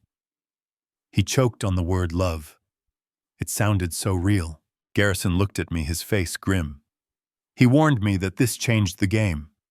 This wasn't just a family dispute anymore. Brandon had just deputized the entire city to hunt me down. Every citizen with a smartphone was now looking for the crazy old man who thought he was rich. I looked out the window at the sprawling city below. Somewhere down there, people were already looking for me, not to help me, but to trap me. The walls of the penthouse didn't feel like a fortress anymore. They felt like a hot shoe, and the lock was clicking shut. The digital screen in the penthouse living room flashed with a banner that made my stomach drop faster than the elevator. Breaking news, silver alert, issued for missing industrialist. My face, a grainy photo taken from a job site 5 years ago, filled the screen. Below it the caption read, Bernard Walsh, 72, suffering from advanced dementia and paranoid delusions. Do not approach. Contact authorities immediately. Garrison Ford slammed his laptop shut, the sound echoing like a gunshot in the silent room. He told me it was official. The police had swallowed the bait. Brandon had presented the forged affidavit from Dr. Holloway to a judge who granted an emergency temporary guardianship order in absentia. In the eyes of the law, I was no longer a free citizen. I was a wandering patient, a liability, a loose end that needed to be tied up for my own safety. I walked to the window and looked down at the streets I had paved. Sirens wailed in the distance, a sound that used to mean help was coming, but now meant the hunters were closing in. They weren't looking for a criminal. If they thought I was a criminal, I would have rights.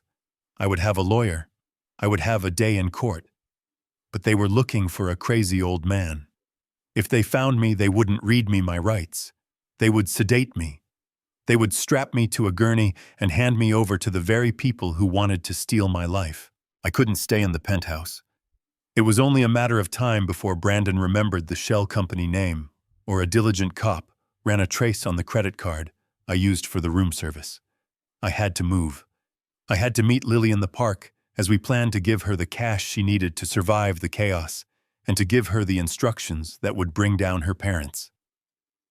But I couldn't walk out the front door as Bernard Walsh. I went into the walk-in closet. I bypassed the Italian suits and the silk robes. I dug into the back into a duffel bag I kept for site visits. I pulled out a pair of grease-stained coveralls, a neon sun safety vest, and a hard hat scuffed from years of real work. I grabbed a pair of thick, dark sunglasses and a dust mask, the kind construction workers wear to keep out the silica. I looked in the mirror.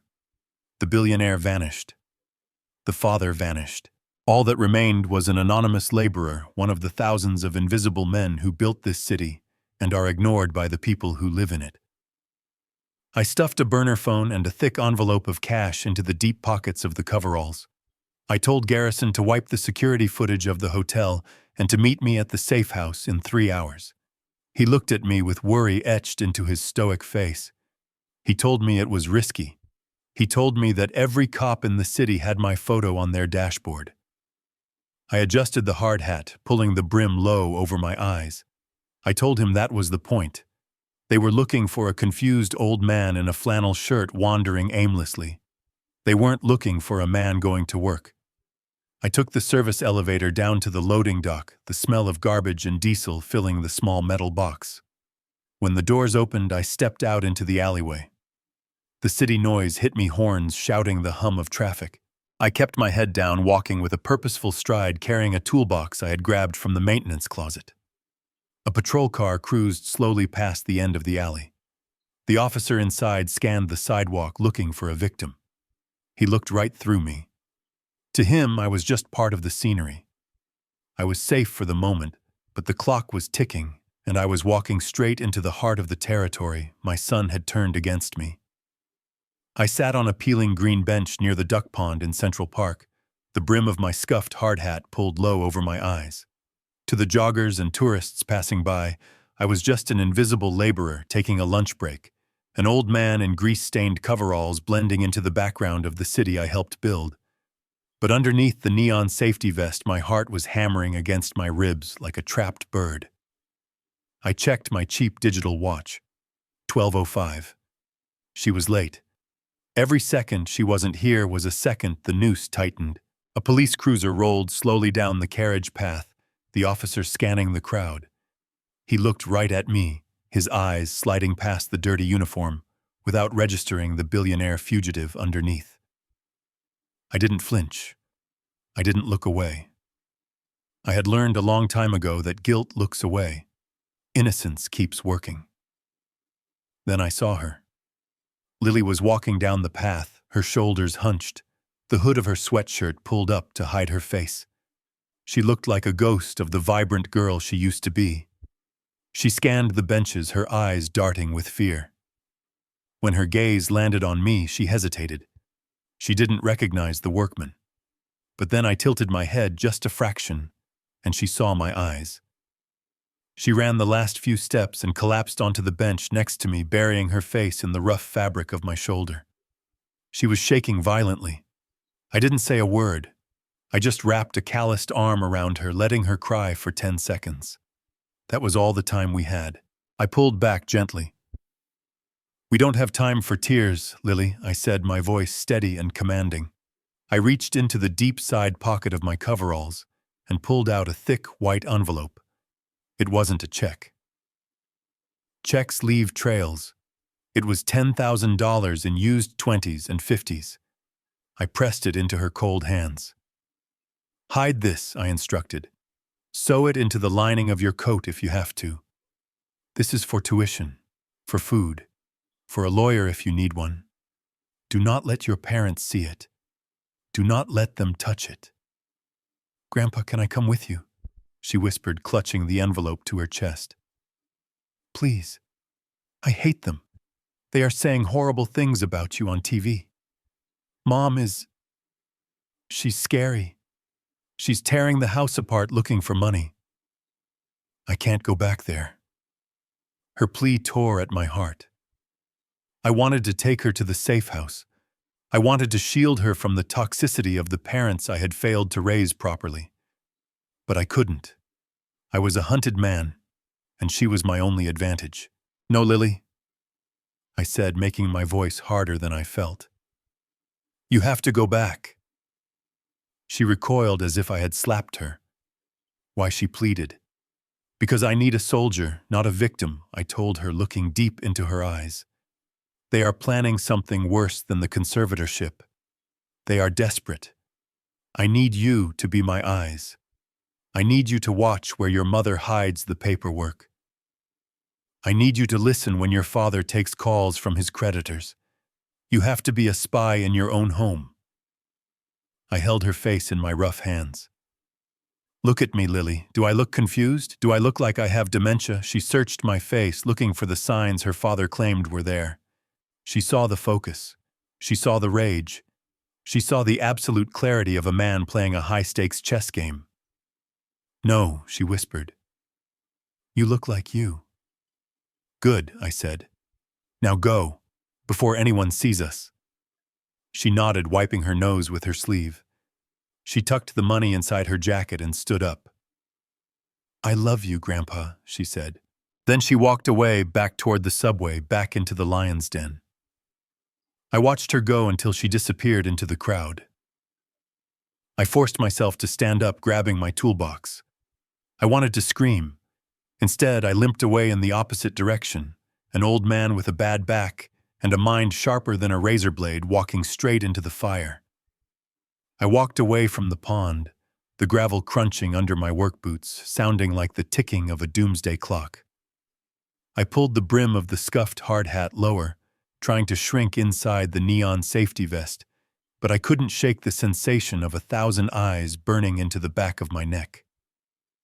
The city, once my canvas, the place where I had poured foundations and raised skylines, had transformed into a minefield. Every pedestrian was a potential informant. Every smartphone was a surveillance camera. I turned onto a quieter, tree-lined path, aiming for the subway entrance on 72nd Street. I just needed to get underground.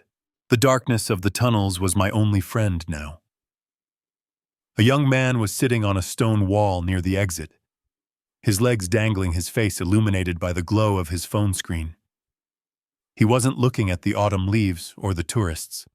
He was glued to a broadcast. I heard the tinny, distorted audio emanating from his speaker before I saw the video.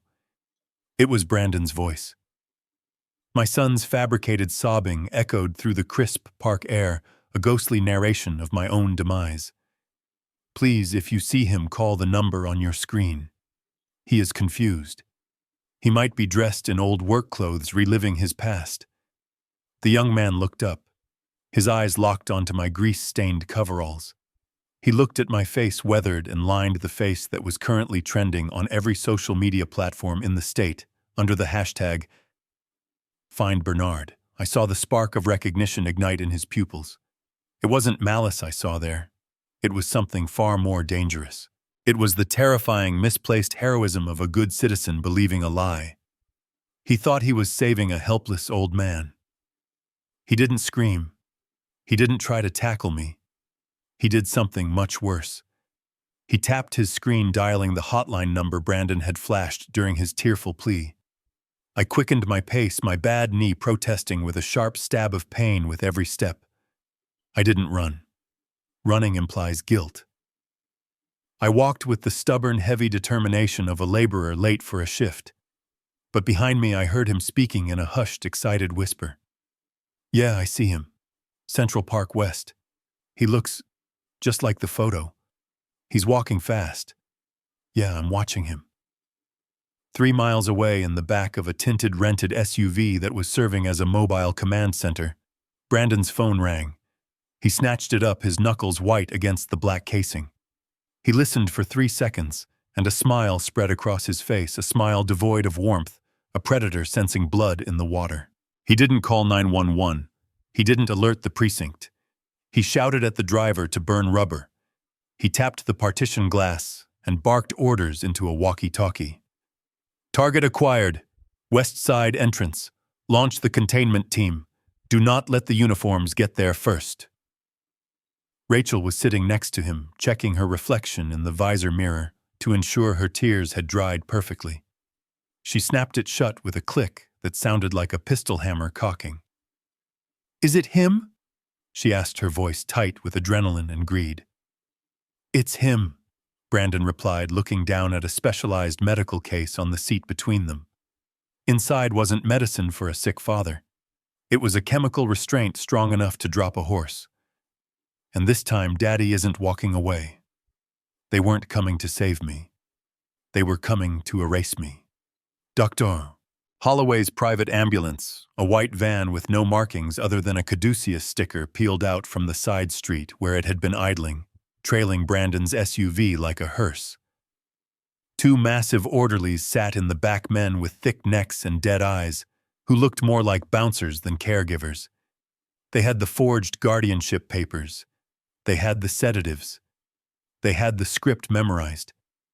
They tore through the city streets, running red lights fueled by the desperate, frantic need to silence the only witness to their crimes before the real police could ask any questions. I was just 2 blocks away from the subway, 2 blocks from disappearing into the veins of the city. But the traffic noise around me changed. It wasn't the honking of cabs anymore. It was the screech of tires braking hard, and they were getting closer.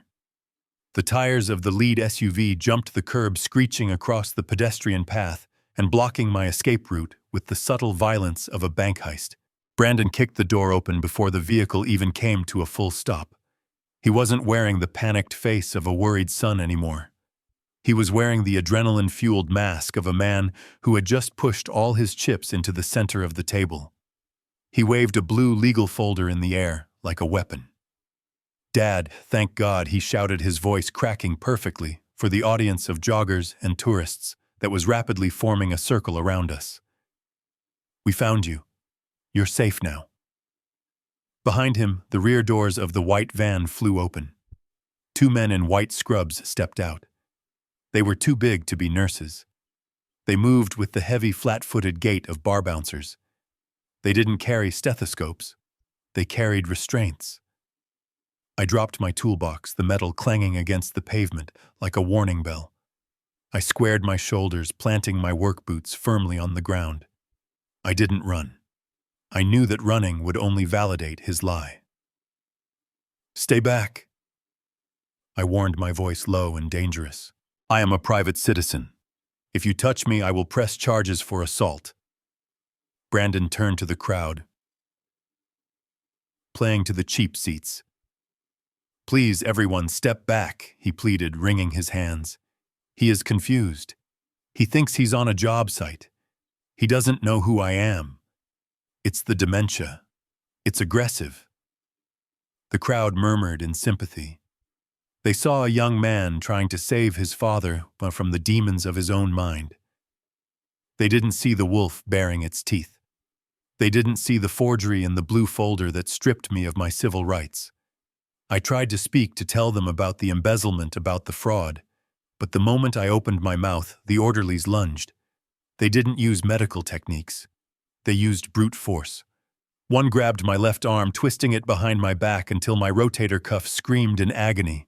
The other wrapped a thick forearm around my chest, squeezing the air out of my lungs. I kicked out my boot, connecting with a shin, but it was like kicking a concrete pillar. "Help me," I roared, but my cry was drowned out by Brandon's theatrical sobbing. "It's okay, Dad," he cried, rushing forward to grab my other hand. "We have the medicine. It's going to make the bad thoughts go away." Dr. Holloway stepped out from the shadow of the van. He looked pale, sweating in the cool autumn air. He held a syringe already uncapped, the needle glinting in the sunlight. He didn't look at me. He just wanted to get it done and get his money. He moved in fast. I felt the cold, sharp sting of the needle piercing the skin of my neck. It wasn't a mild sedative. It was a chemical sledgehammer designed to drop a horse. "No," I tried to say, but my tongue suddenly felt like it was made of lead. My vision blurred at the edges, a black vignette closing in on the world. My legs turned to water. The fight drained out of my muscles, replaced by a terrifying, heavy numbness. I slumped forward. I would have hit the concrete face first, but Brandon caught me. He wrapped his arms around me, holding me up, cradling my head against his shoulder. Flashes from smartphone cameras popped around us. The narrative was set. The prodigal son catching his falling father. It was a beautiful lie. But as the darkness swallowed my consciousness, Brandon leaned in close. His mouth brushed my ear. His voice dropped to a whisper that the crowd couldn't hear, a sound devoid of love or mercy. "Sleep tight, old man," he hissed. "By the time you wake up, I will own the air you breathe." I tried to fight the darkness, to spit in his face, but the drug won. The last thing I felt was his hand patting my back, comforting me into a coma. I woke up to the smell of bleach and old fear. My head felt like it was stuffed with wet cotton, a lingering hangover from the chemical cocktail they had injected into my neck. I tried to lift my hand to rub my eyes to clear the fog, but my arm stopped short with a violent jerk. I heard the clink of metal against metal. I tried the other arm. The result was the same. I kicked my legs. Restrained. I was spread-eagled on a narrow cot, strapped down by thick, worn leather cuffs that bit into my wrists and ankles with every movement. I opened my eyes. The room was a windowless box painted a suffocating shade of beige. There was no clock.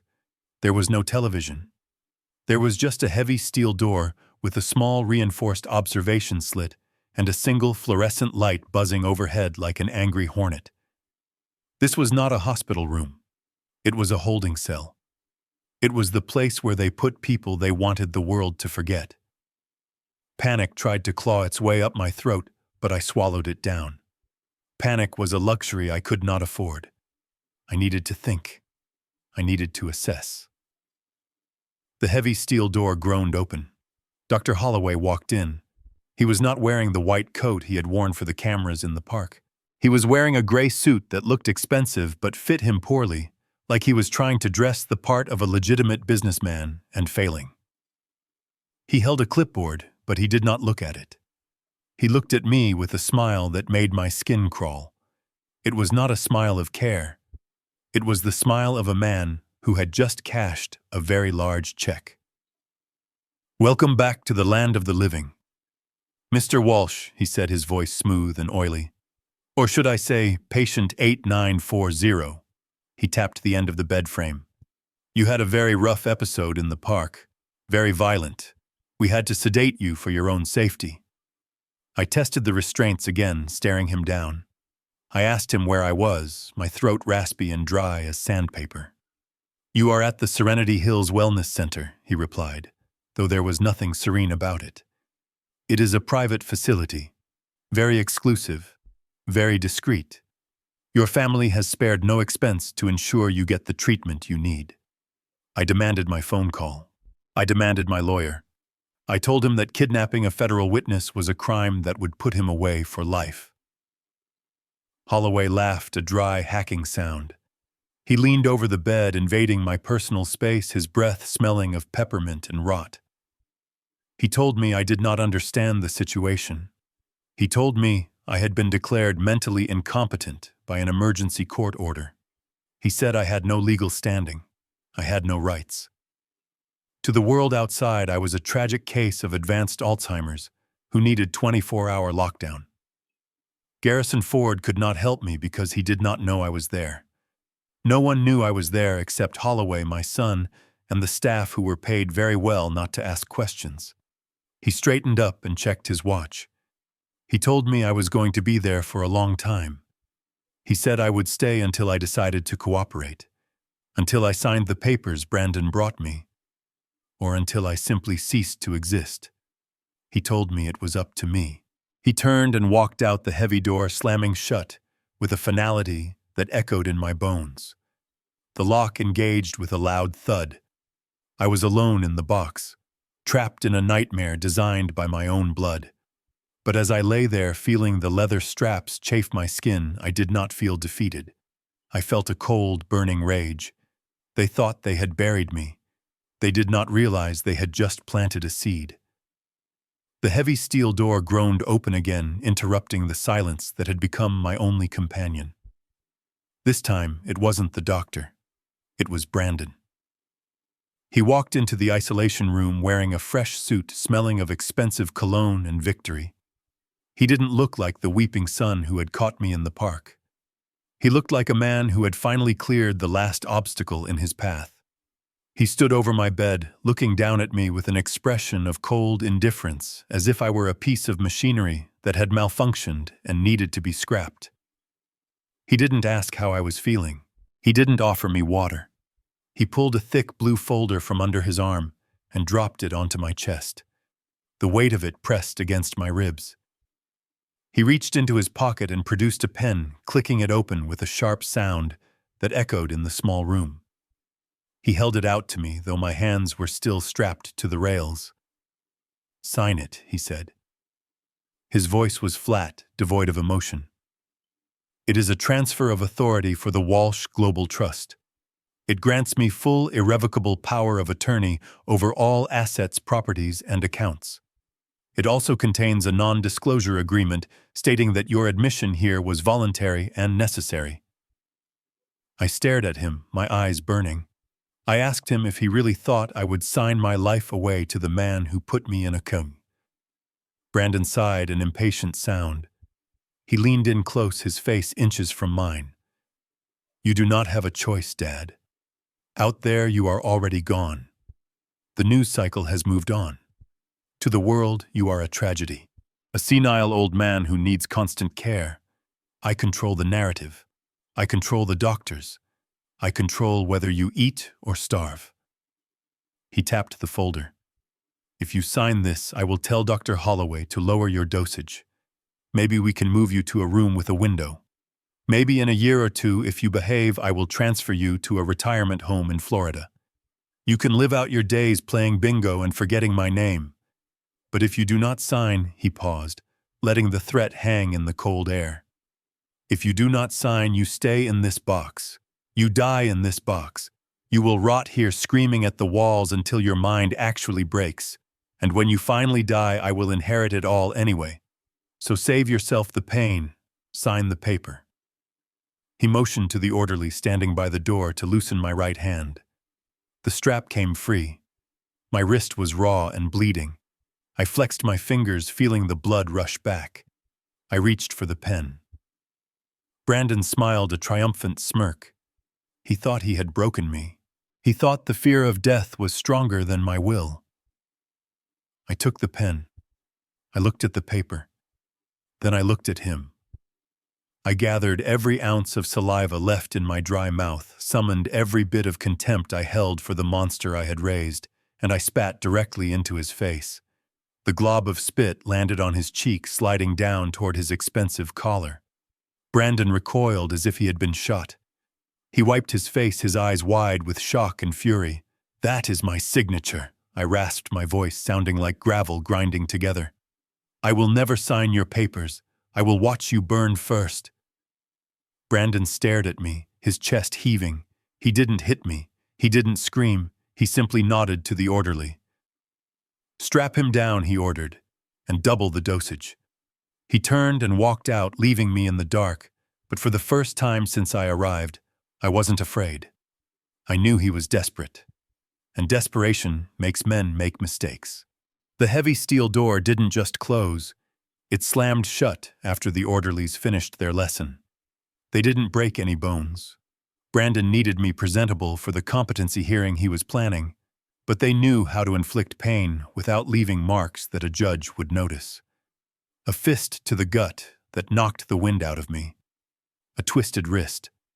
A knee pressed hard into the solar plexus. They left me gasping on the mattress, my ribs throbbing in time with the buzzing, fluorescent light overhead. They retightened the leather straps until my hands began to go numb, checked the IV drip that was slowly pumping a sedative into my veins, and walked out laughing. They thought they were punishing a stubborn old man. They didn't know they were just buying me time. I waited. I lay in the silence, counting the seconds until the heavy footsteps faded down the hallway. 1 minute. 2 minutes. 5. Silence returned to the wing, broken only by the distant, muffled screaming of another patient down the hall. I closed my eyes and focused. I pushed the pain in my ribs to the back of my mind. I needed complete control over my body, specifically my jaw. I shifted my tongue to the back of my mouth, past the natural teeth to the upper left molar.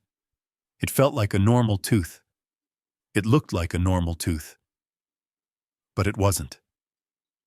3 years ago, after a kidnapping scare involving a competitor in South America, I had my dentist install a safeguard.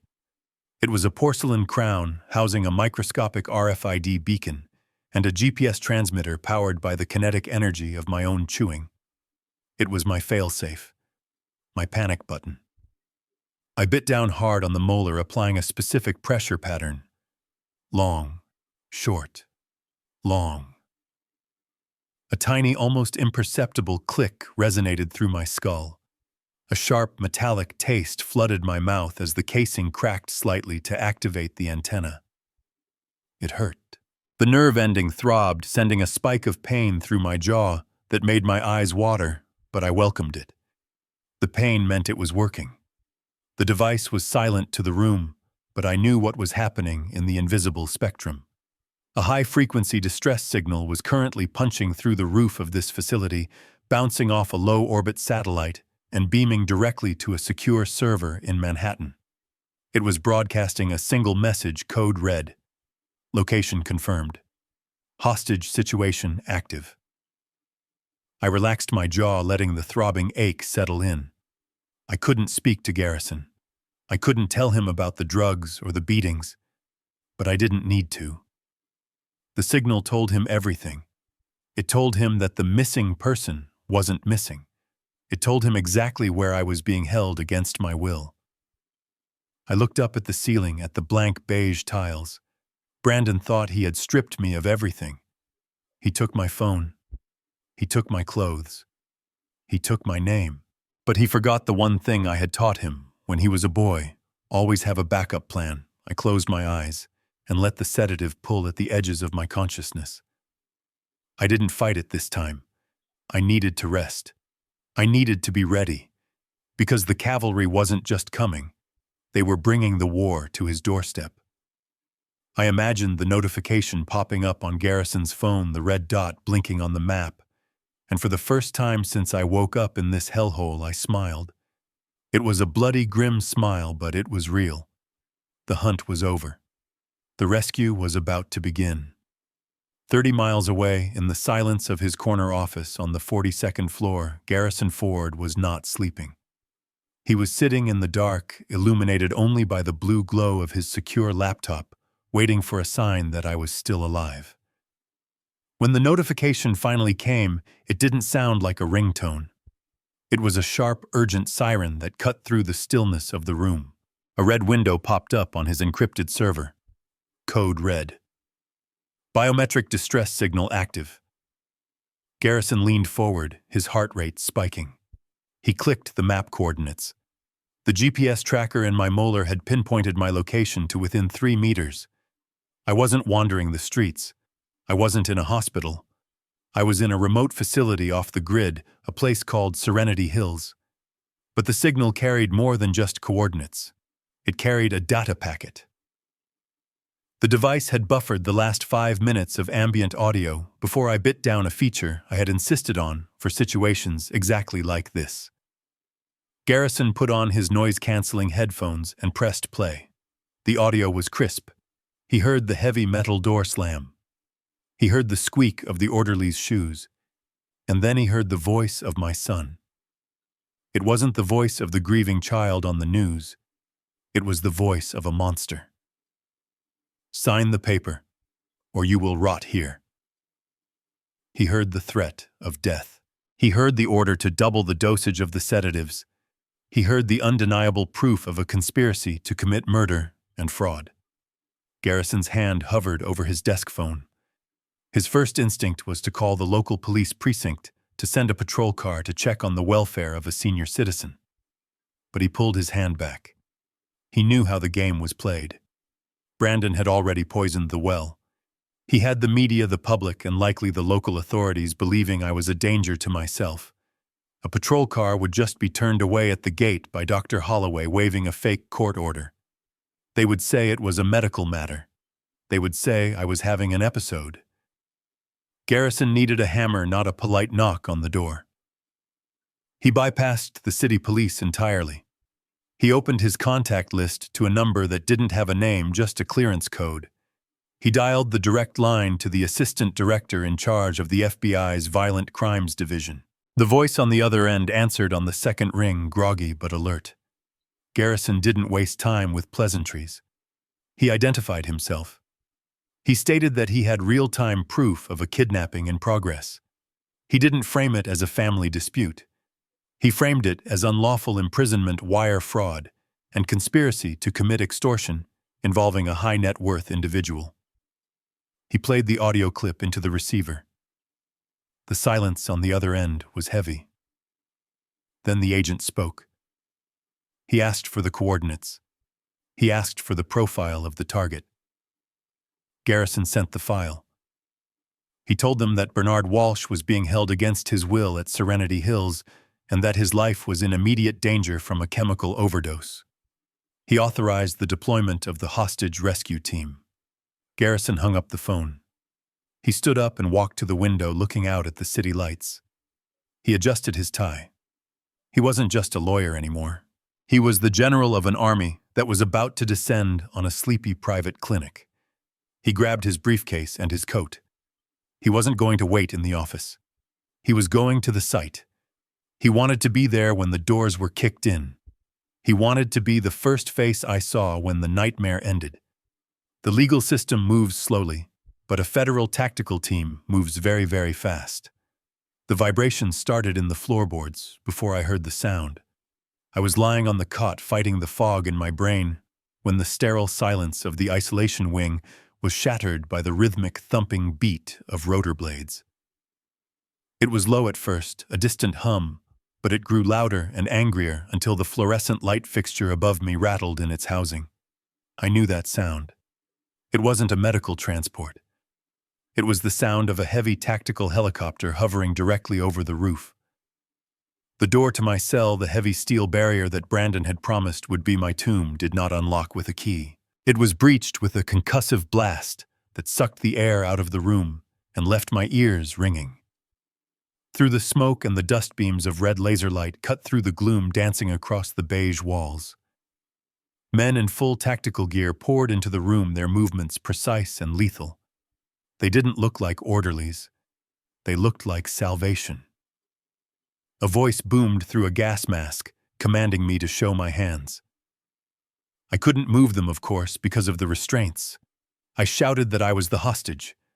An agent rushed to my side, seeing the leather straps digging into my raw wrists.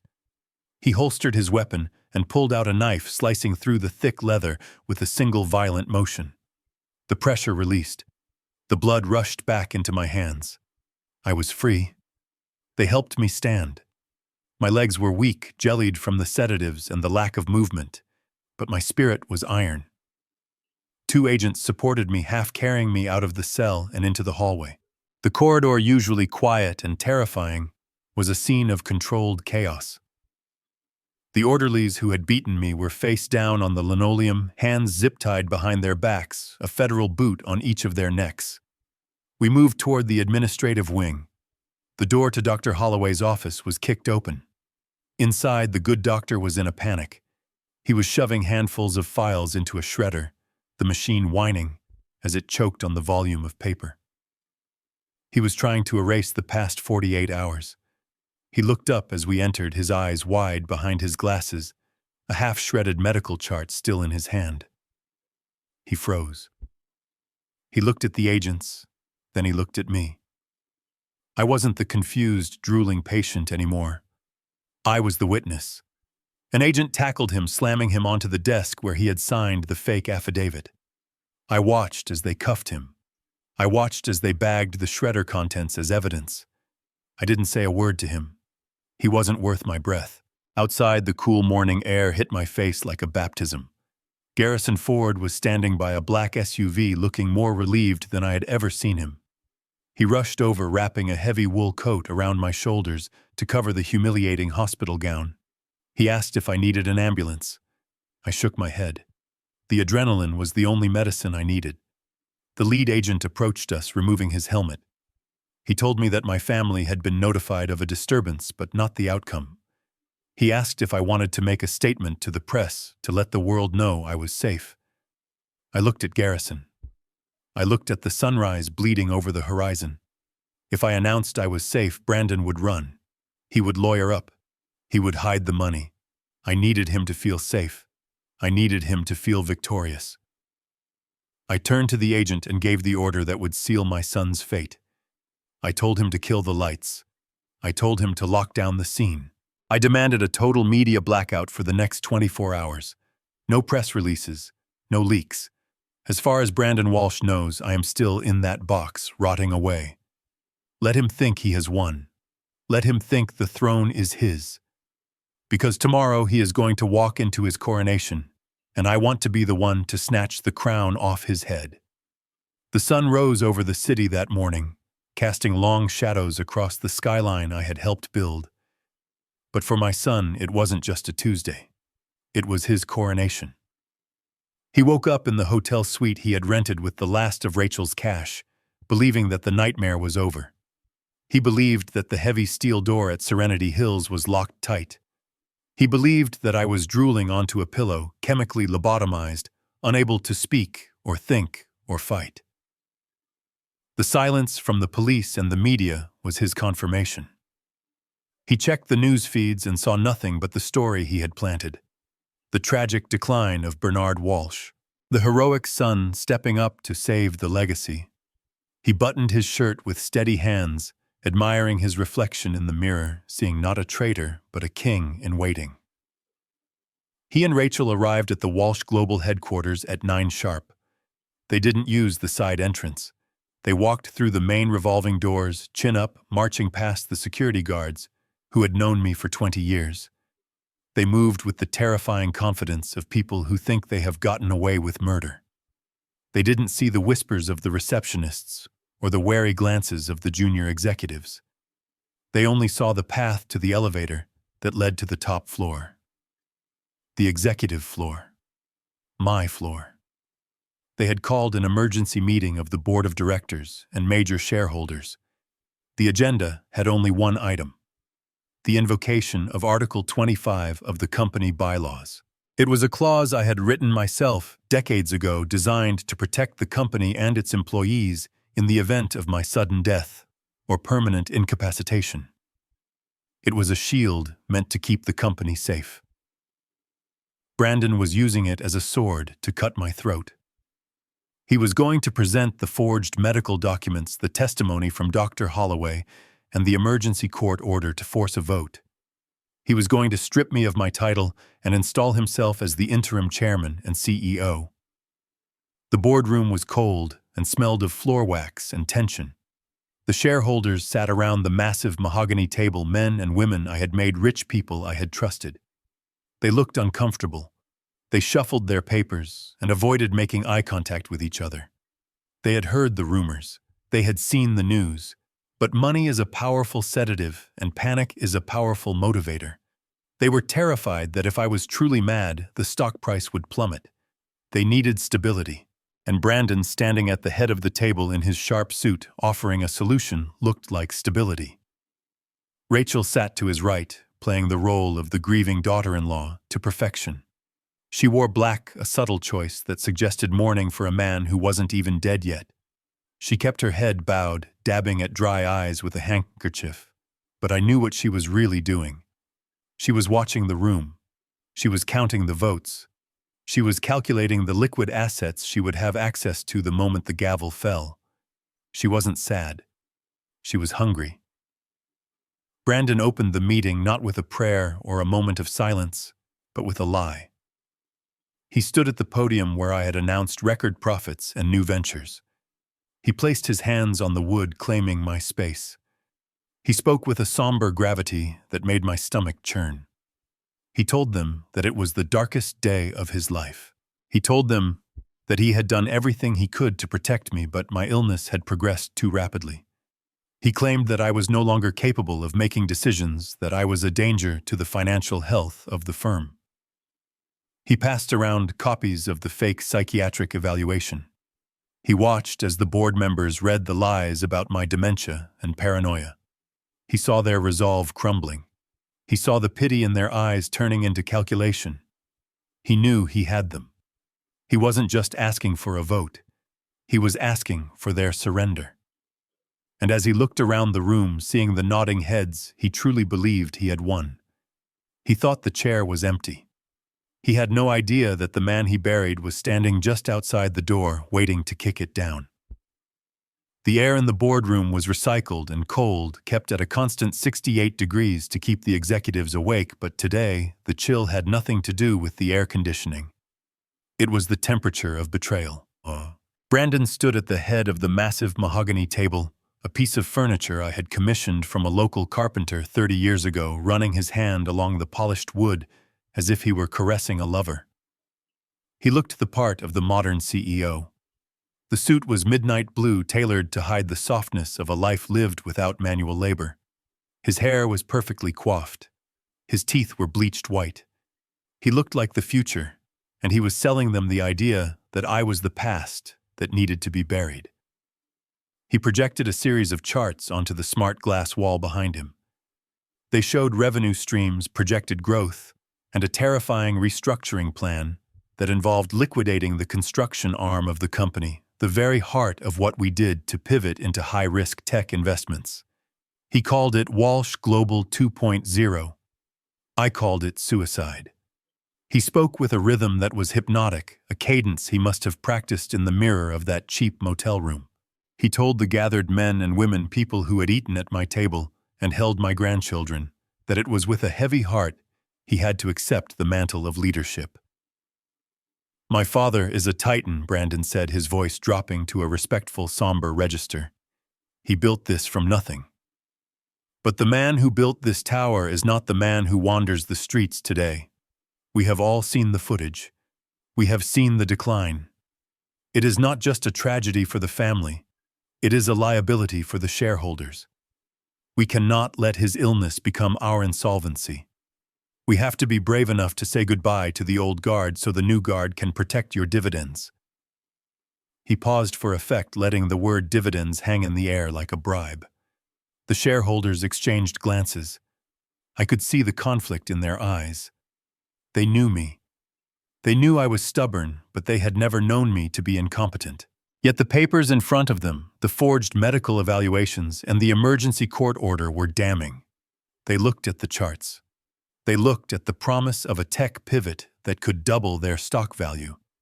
Greed began to wrestle with loyalty, and greed was winning. Old Mr. Henderson, a man I had done business with since the 80s, cleared his throat. He asked if there was any chance of recovery. He asked if I might return. Brandon didn't flinch. He looked Henderson in the eye and lied with the smoothness of a sociopath. "The doctors say the damage is permanent," Brandon replied, his face a mask of faux sorrow. "He requires 24-hour care. The best we can do for him now is to ensure the company he loves survives him. I am doing this for him. I am taking this burden so he can rest." A murmur of assent rippled through the room. They were buying it.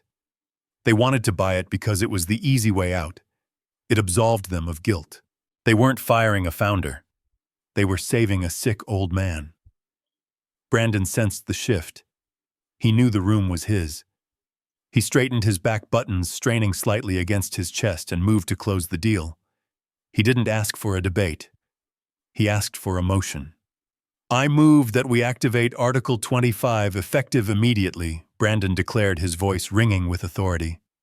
"I move that Bernard Walsh be removed as chairman due to medical incapacity, and that I, Brandon Walsh, be confirmed as his successor with full executive powers. All in favor, raise your hands." He looked around the room, a predator watching the herd submit. One by one, hands began to rise. Hesitant at first, then steady. The pen was poised over the minute book. The coup was seconds away from becoming law. He was about to steal my life with a show of hands. He took a deep breath, ready to savor the victory, unaware that the air in the room was about to change violently. The heavy Mont Blanc pen in Brandon's hand hovered over the signature line of the resolution document. The black ink was ready to flow, ready to rewrite the history of my company and erase my name from the letterhead. The room was so quiet you could hear the hum of the hard drives in the server room down the hall. The shareholders held their breath, waiting for the stroke of the pen that would secure their profits and seal my fate. Brandon looked at the paper, a smile touching the corners of his mouth. He was savoring the moment. He was tasting the absolute power he had craved since he was a boy. He lowered the nib to the paper. That was when the double doors at the far end of the boardroom didn't just open. They exploded inward.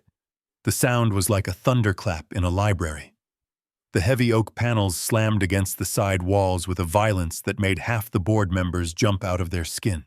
Brandon's hand jerked the pen, skidding across the paper, leaving a jagged, ugly black streak that looked more like a scar than a signature.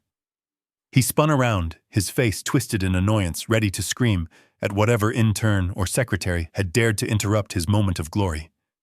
But he didn't scream. The air died in his throat. He froze, his mouth hanging open, his eyes bulging, as if he were staring at a corpse that had just clawed its way out of the grave. I stood in the doorway. I wasn't the confused, shuffling old man in a flannel shirt he had mocked. I wasn't the sedated, drooling patient in a hospital gown he had left in that cell. I was Bernard Walsh, the founder of Walsh Global, and I looked every inch the part. I was wearing a charcoal gray, bespoke Italian suit that I hadn't worn in 5 years. My shirt was crisp and white-starched to perfection. My tie was a deep blood red. I stood tall, my back straight, my shoulders squared. I had shaved the gray stubble. I had combed my hair. The drugs were gone from my system, burned away by pure cold adrenaline. I radiated authority. I radiated danger. I wasn't alone. Flanking me on either side were 4 federal agents in tactical vests, their badges gleaming under the boardroom lights. They were armed, serious, and they were looking directly at the man at the head of the table. But they didn't step forward. They let me lead. This was my building. This was my floor. and I was here to take out the trash. I took a step into the room. The sound of my dress shoes on the polished floor was sharp and rhythmic. Click, click, click. It was the only sound in the world. I walked past the shareholders who had just voted to betray me. They shrank back in their chairs, unable to meet my gaze. Henderson looked like he was having a heart attack. The woman from the pension fund looked down at her lap, her hands shaking. They saw the fire in my eyes, and they knew they had bet on the wrong horse. I didn't stop until I reached the head of the table. I stood directly in front of Brandon. He was trembling now, a visible vibration that rattled the papers on the table. He looked at me, then at the agents, then back at me. He tried to speak, to stammer out a defense, to ask how this was possible, but his voice failed him. He was a child again, caught with his hand in the jar. Only this time the jar was worth billions, and the punishment was going to be life-altering. I looked down at him, staring into the depths of his panicked soul. I didn't yell. I didn't rage. I spoke with a voice that was terrifyingly calm, a voice that carried the weight of 40 years of building skyscrapers. I pointed a single finger at the leather executive chair he was occupying. "You are sitting in my seat," I said, "and you have exactly 3 seconds to get out of it before I have you thrown out the window." Brandon scrambled away from the head of the table, stumbling over his own feet, as if the leather chair had suddenly become white-hot iron. I did not sit down. I did not need to sit to prove I was the master of this room. I walked to the podium he had just vacated, placing my hands on the wood that was still warm from his grip. The shareholders were staring at me with a mixture of terror and confusion, their eyes darting between the federal agents at the door and the resurrected man at the front of the room. I did not waste my breath on arguments. I did not dignify his lies with a debate. I simply looked at Garrison Ford, who was standing by the audio-visual control panel in the corner of the room. I gave him a single sharp nod. It was time to show the movie. The massive smart screen behind me, which had just displayed Brandon's fantasy charts of future profits, went black. A second later, it flickered to life with high-definition footage. It was the video from the park, but it wasn't the edited clip Brandon had released to the news. This was the raw footage from a security camera Garrison had subpoenaed, combined with the bystander video. The board members gasped as they saw the truth. They saw Brandon signal the orderlies. They saw the brute force as I was tackled, not like a patient, but like an animal. They saw Dr. Holloway uncapping the syringe and jamming it into my neck while I was restrained. I pointed at the screen. "You saw a loving son on the news," I said, my voice cutting through the silence. "Look closer. That is not a hug. That is a chokehold." The screen shifted.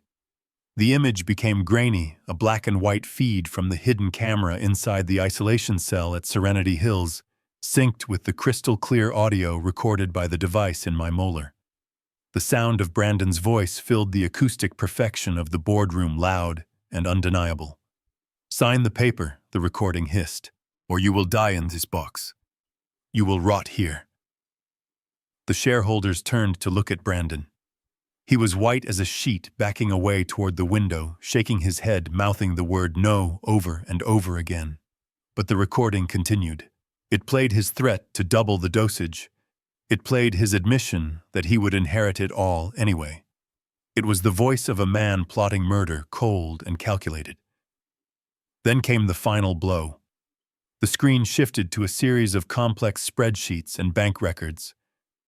These were the documents Brandon thought he had buried. Red lines highlighted wire transfers. The board members leaned in, recognizing the account numbers. They saw the $2 million sent to the shell company in the Caymans. They saw the funds siphoned from the logistics division to pay for gambling debts in Atlantic City. They saw the corporate credit card statements listing purchases for jewelry, sports cars, and designer handbags, all categorized as office supplies. I turned to face the room, the glow of the evidence casting a halo around me. "You thought he was here to save the company from a senile old man," I told them, letting my gaze linger on every person who had raised their hand to vote against me. He was not saving anything. He was looting the ship before he sank it. I looked at Henderson, the man who had asked about my recovery. "I am not the liability," I said softly. "He is." The room fell into a deathly silence, the kind of silence that happens when a lie is not just exposed, but eviscerated. All eyes turned to Brandon, but he wasn't the CEO anymore. He was just a thief in a suit that didn't fit him. The silence in the boardroom was heavy, the kind of suffocating quiet that precedes an execution. Brandon was pressed against the wall, a ghost of the man who had walked in 10 minutes ago, stripped of his lies and his dignity. But I wasn't watching him. I was watching the woman sitting to his right. I knew Rachel better than my son did. I knew she didn't love him. She loved the lifestyle he provided. She loved the black cards, the galas, and the envy of her friends. Now that the provider was exposed as a fraud, now that the ship was sinking fast, I knew exactly what she would do. She wouldn't go down with the captain. She would throw him overboard to save herself. I saw the calculation in her eyes. It happened in a split second. The fake grief she had been wearing for the board members evaporated, replaced by a terrified, feral self-preservation. She shot up from her chair like it was on fire. She didn't run to comfort her husband. She scrambled away from him, putting the heavy mahogany table between them as if he were contagious. She pointed a manicured finger at the man she had slept next to for 10 years, her face twisted into a mask of outrage. It was him, she screamed, her voice shrill and piercing, cutting through the room like a siren. "I didn't know. I swear to God I didn't know anything." She turned to look at me, her eyes wide and pleading, summoning tears that were frighteningly convincing. "Dad," she called me. She hadn't called me Dad since the wedding rehearsal dinner. "Dad, please, you have to believe me. He forced me. He told me you were sick. He told me if I didn't go along with it, he would hurt me too. I am a victim here. I was just trying to protect Lily." I was terrified of him. Brandon looked at her, his mouth falling open in sheer disbelief. The betrayal hit him harder than the federal agents at the door. "Rachel," he whispered, his voice trembling. "What are you doing?" "We planned this. We wrote the script together in the motel room. You called the doctor." She spun on him, spitting venom. "Shut up, you liar. You manipulated me just like you manipulated everyone else. Don't you dare drag me into your mess." She looked back at the board members, wringing her hands, playing the part of the battered, coerced wife to perfection. It was a magnificent performance, truly. If I didn't know the truth, if I hadn't watched her cash the checks and drive the cars, I might have felt a pang of pity. But I held the cards, and I had no pity left to give. I walked slowly toward her. I didn't yell. I didn't look angry. I looked at her with the cold detachment of a judge passing a final sentence. I reached into the inside pocket of my charcoal suit. I didn't pull out a gun. I pulled out a single folded piece of paper. It wasn't a digital file. It was the carbon copy of the admission form from Serenity Hills that Garrison had secured during the raid. "Save your breath, Rachel," I said. My voice was low, but it stopped her hysterics instantly. She froze, watching my hand. "You say you didn't know. You say you were forced." I held the paper up for the board to see, then slammed it down on the table in front of her. "This is the involuntary commitment order. It requires a next-of-kin signature to authorize the use of high-grade chemical restraints. Brandon couldn't sign it because he was busy posing for the cameras in the park." I tapped the bottom of the page with my index finger. "That is your signature, Rachel. It is dated yesterday. The ink is barely dry. You didn't just go along with it. You authorized the needle. You paid the doctor. You aren't a victim here. You are the co-conspirator." I leaned in close, watching the color drain from her face until she looked like a wax statue. "You wanted to be part of the legacy. Congratulations. You are going to the same cell he is." The paper with Rachel's signature was still vibrating on the mahogany table from the force of my slam when the lead FBI agent stepped forward. He didn't need to shout. The authority in the room had shifted permanently. He signaled to his team, and 4 officers moved in with the synchronization of a pack of wolves closing the net. They weren't the local cops who had gently guided Brandon to a squad car at the party, treating him like a white-collar suspect who would be out on bail by dinner. These were federal agents, and they were treating my son and his wife like exactly what they were: violent criminals who had crossed state lines to commit a felony. Brandon didn't fight. When the officer grabbed his arm and twisted it behind his back, he went limp. The arrogance that had fueled his speech just moments ago had evaporated, leaving behind a terrified child in a suit he couldn't afford. I heard the ratcheting sound of the handcuffs tightening, a cold, mechanical clicking that echoed off the glass walls of the boardroom. It was the sound of a door slamming shut on his future. He looked up at me as the steel bit into his wrists. There was no anger in his eyes anymore, only a profound, hollow shock. He finally understood that this wasn't a negotiation. There was no deal to be made. Rachel, however, did not go quietly. As the female agent reached for her, she tried to pull away, knocking over her leather chair with a loud crash. She started screaming about her rights, about her lawyer, about how this was all a mistake. She demanded to get her purse. She demanded to make a phone call. The agent didn't argue. She simply spun Rachel around and slammed her against the wall, forcing her hands together. The charges were read out loud for the entire room to hear, each one a hammer blow to their reputation. Conspiracy to commit kidnapping, false imprisonment, aggravated assault, wire fraud, attempted grand larceny. The board members, the wealthy men and women Brandon had tried to charm into giving him my empire, sat in stunned silence. They watched with wide eyes as the couple was hauled toward the door.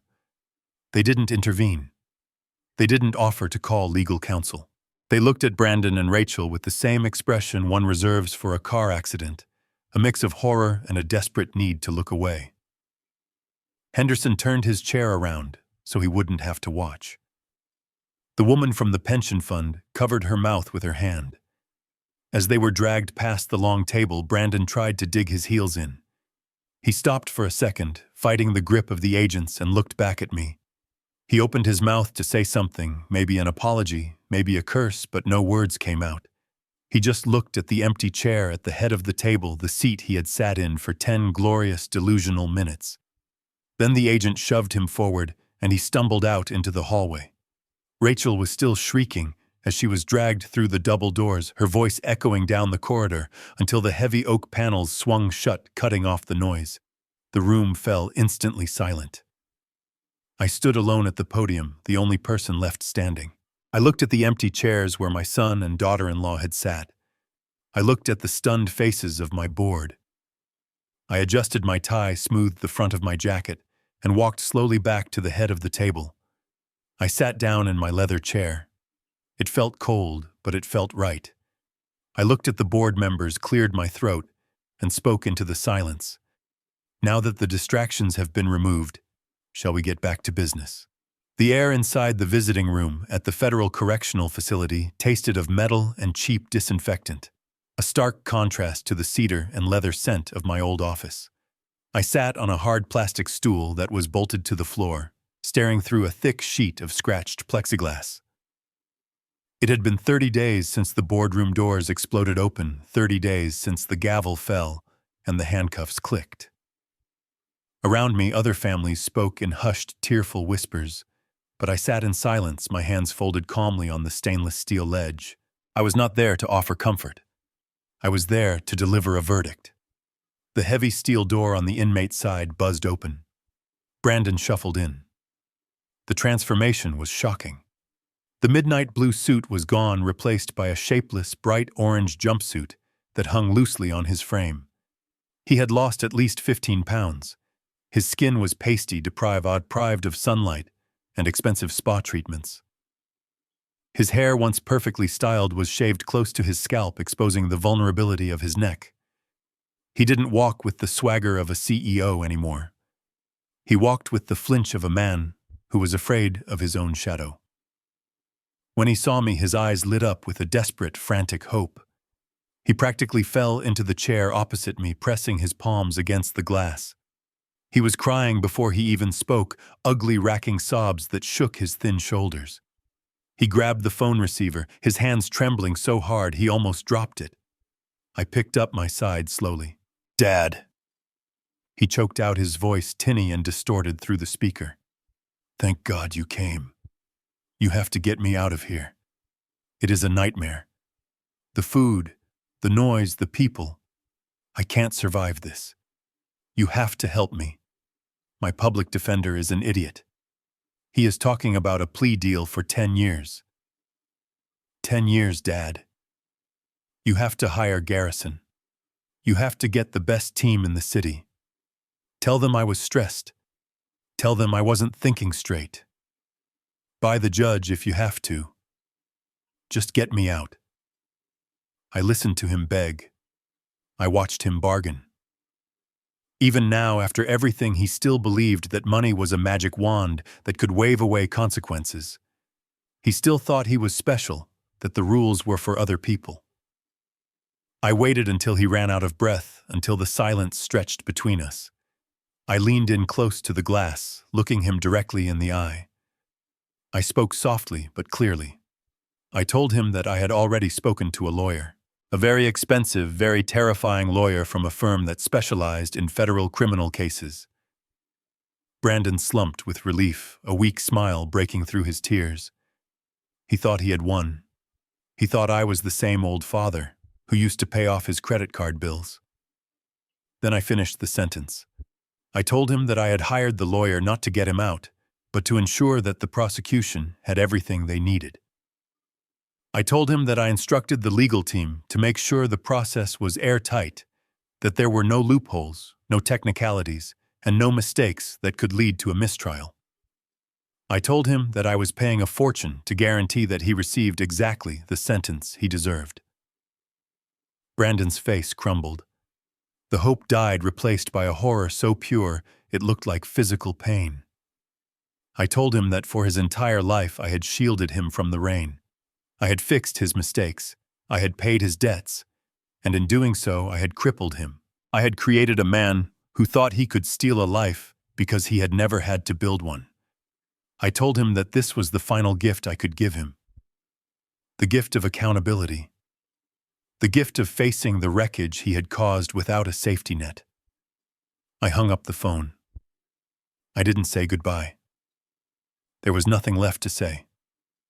I stood up, buttoned my coat, and turned my back on him. I heard him screaming through the glass, slamming his fists against the partition, shouting my name. I didn't flinch. I didn't look back. I walked out of the prison and into the bright, cold sunlight, feeling lighter than I had in years.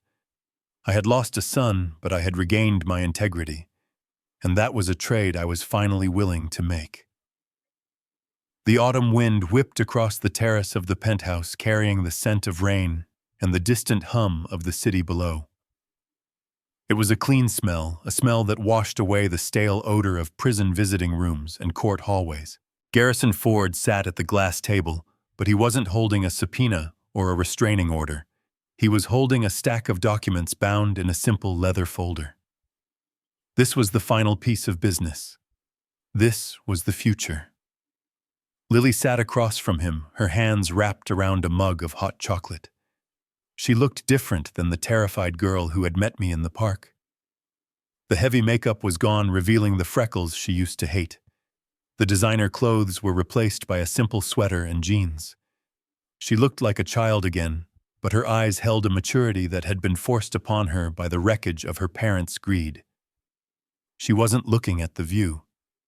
She was looking at me, waiting for the other shoe to drop. I sat down next to her and placed my hand over hers. I told her that the war was over.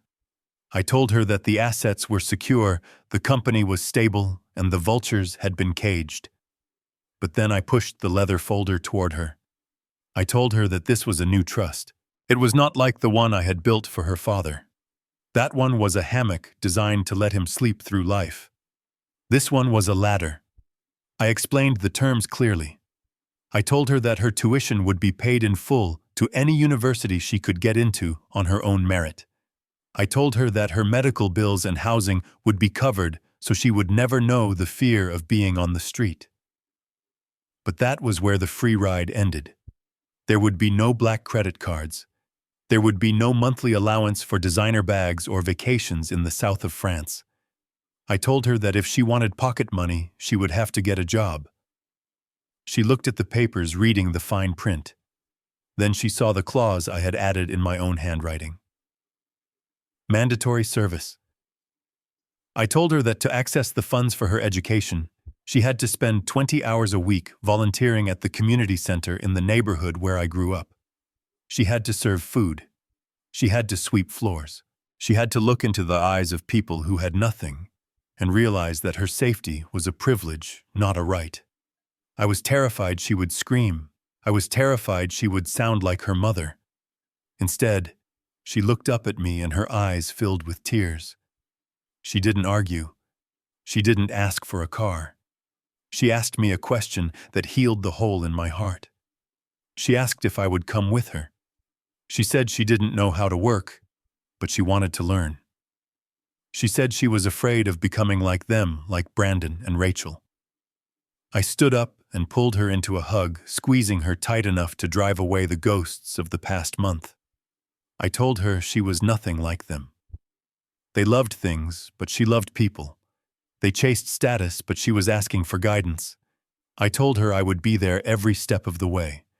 I would teach her how to mix concrete if she wanted, or how to read a balance sheet, but mostly I would teach her how to be a Walsh.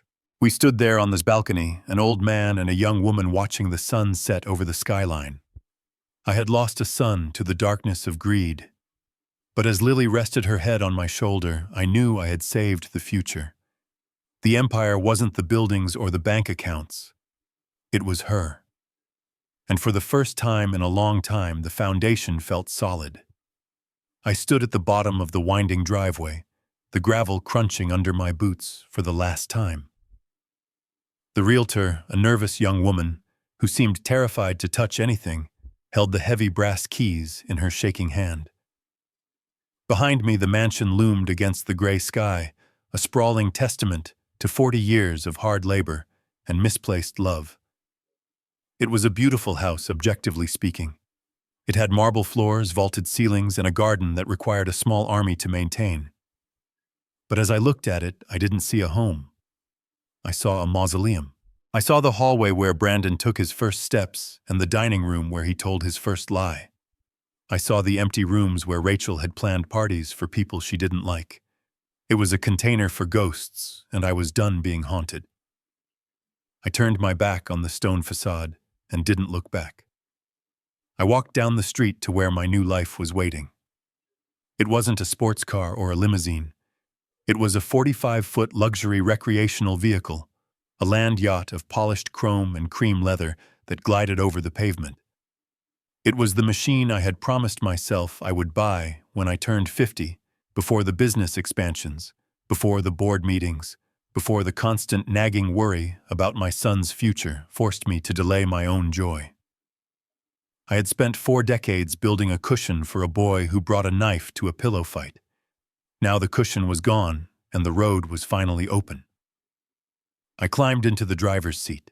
It sat high above the traffic, offering a view of the world that wasn't obstructed by skyscrapers or stock tickers. I ran my hand over the steering wheel. It felt substantial. It felt like control.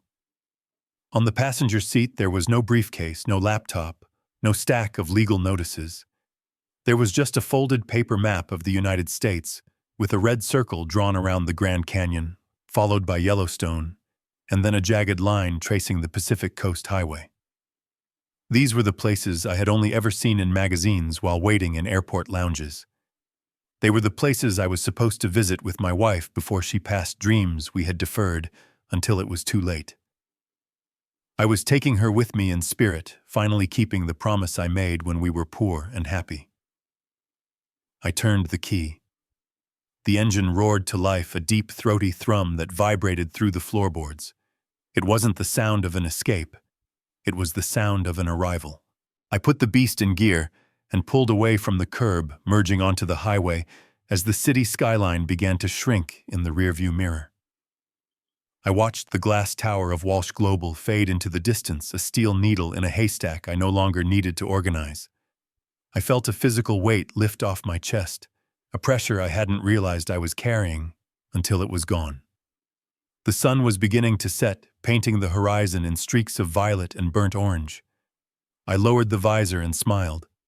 My son had spent the last month trying to erase me. He had told the world I was gone. He had tried to lock me in a dark room and throw away the key. He wanted me to disappear. And in a way, I granted his wish. I was disappearing. I was vanishing from the country clubs, the boardrooms, and the society pages. I was fading out of the life that had almost killed me.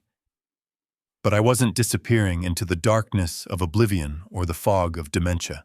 I was driving straight into the sunset, disappearing into the light, to find the man I used to be before the money complicated everything.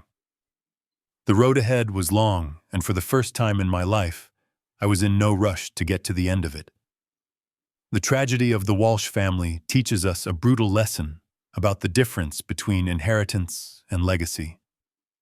Bernard spent a lifetime building a hammock for his son only to realize that true strength is forged on a ladder.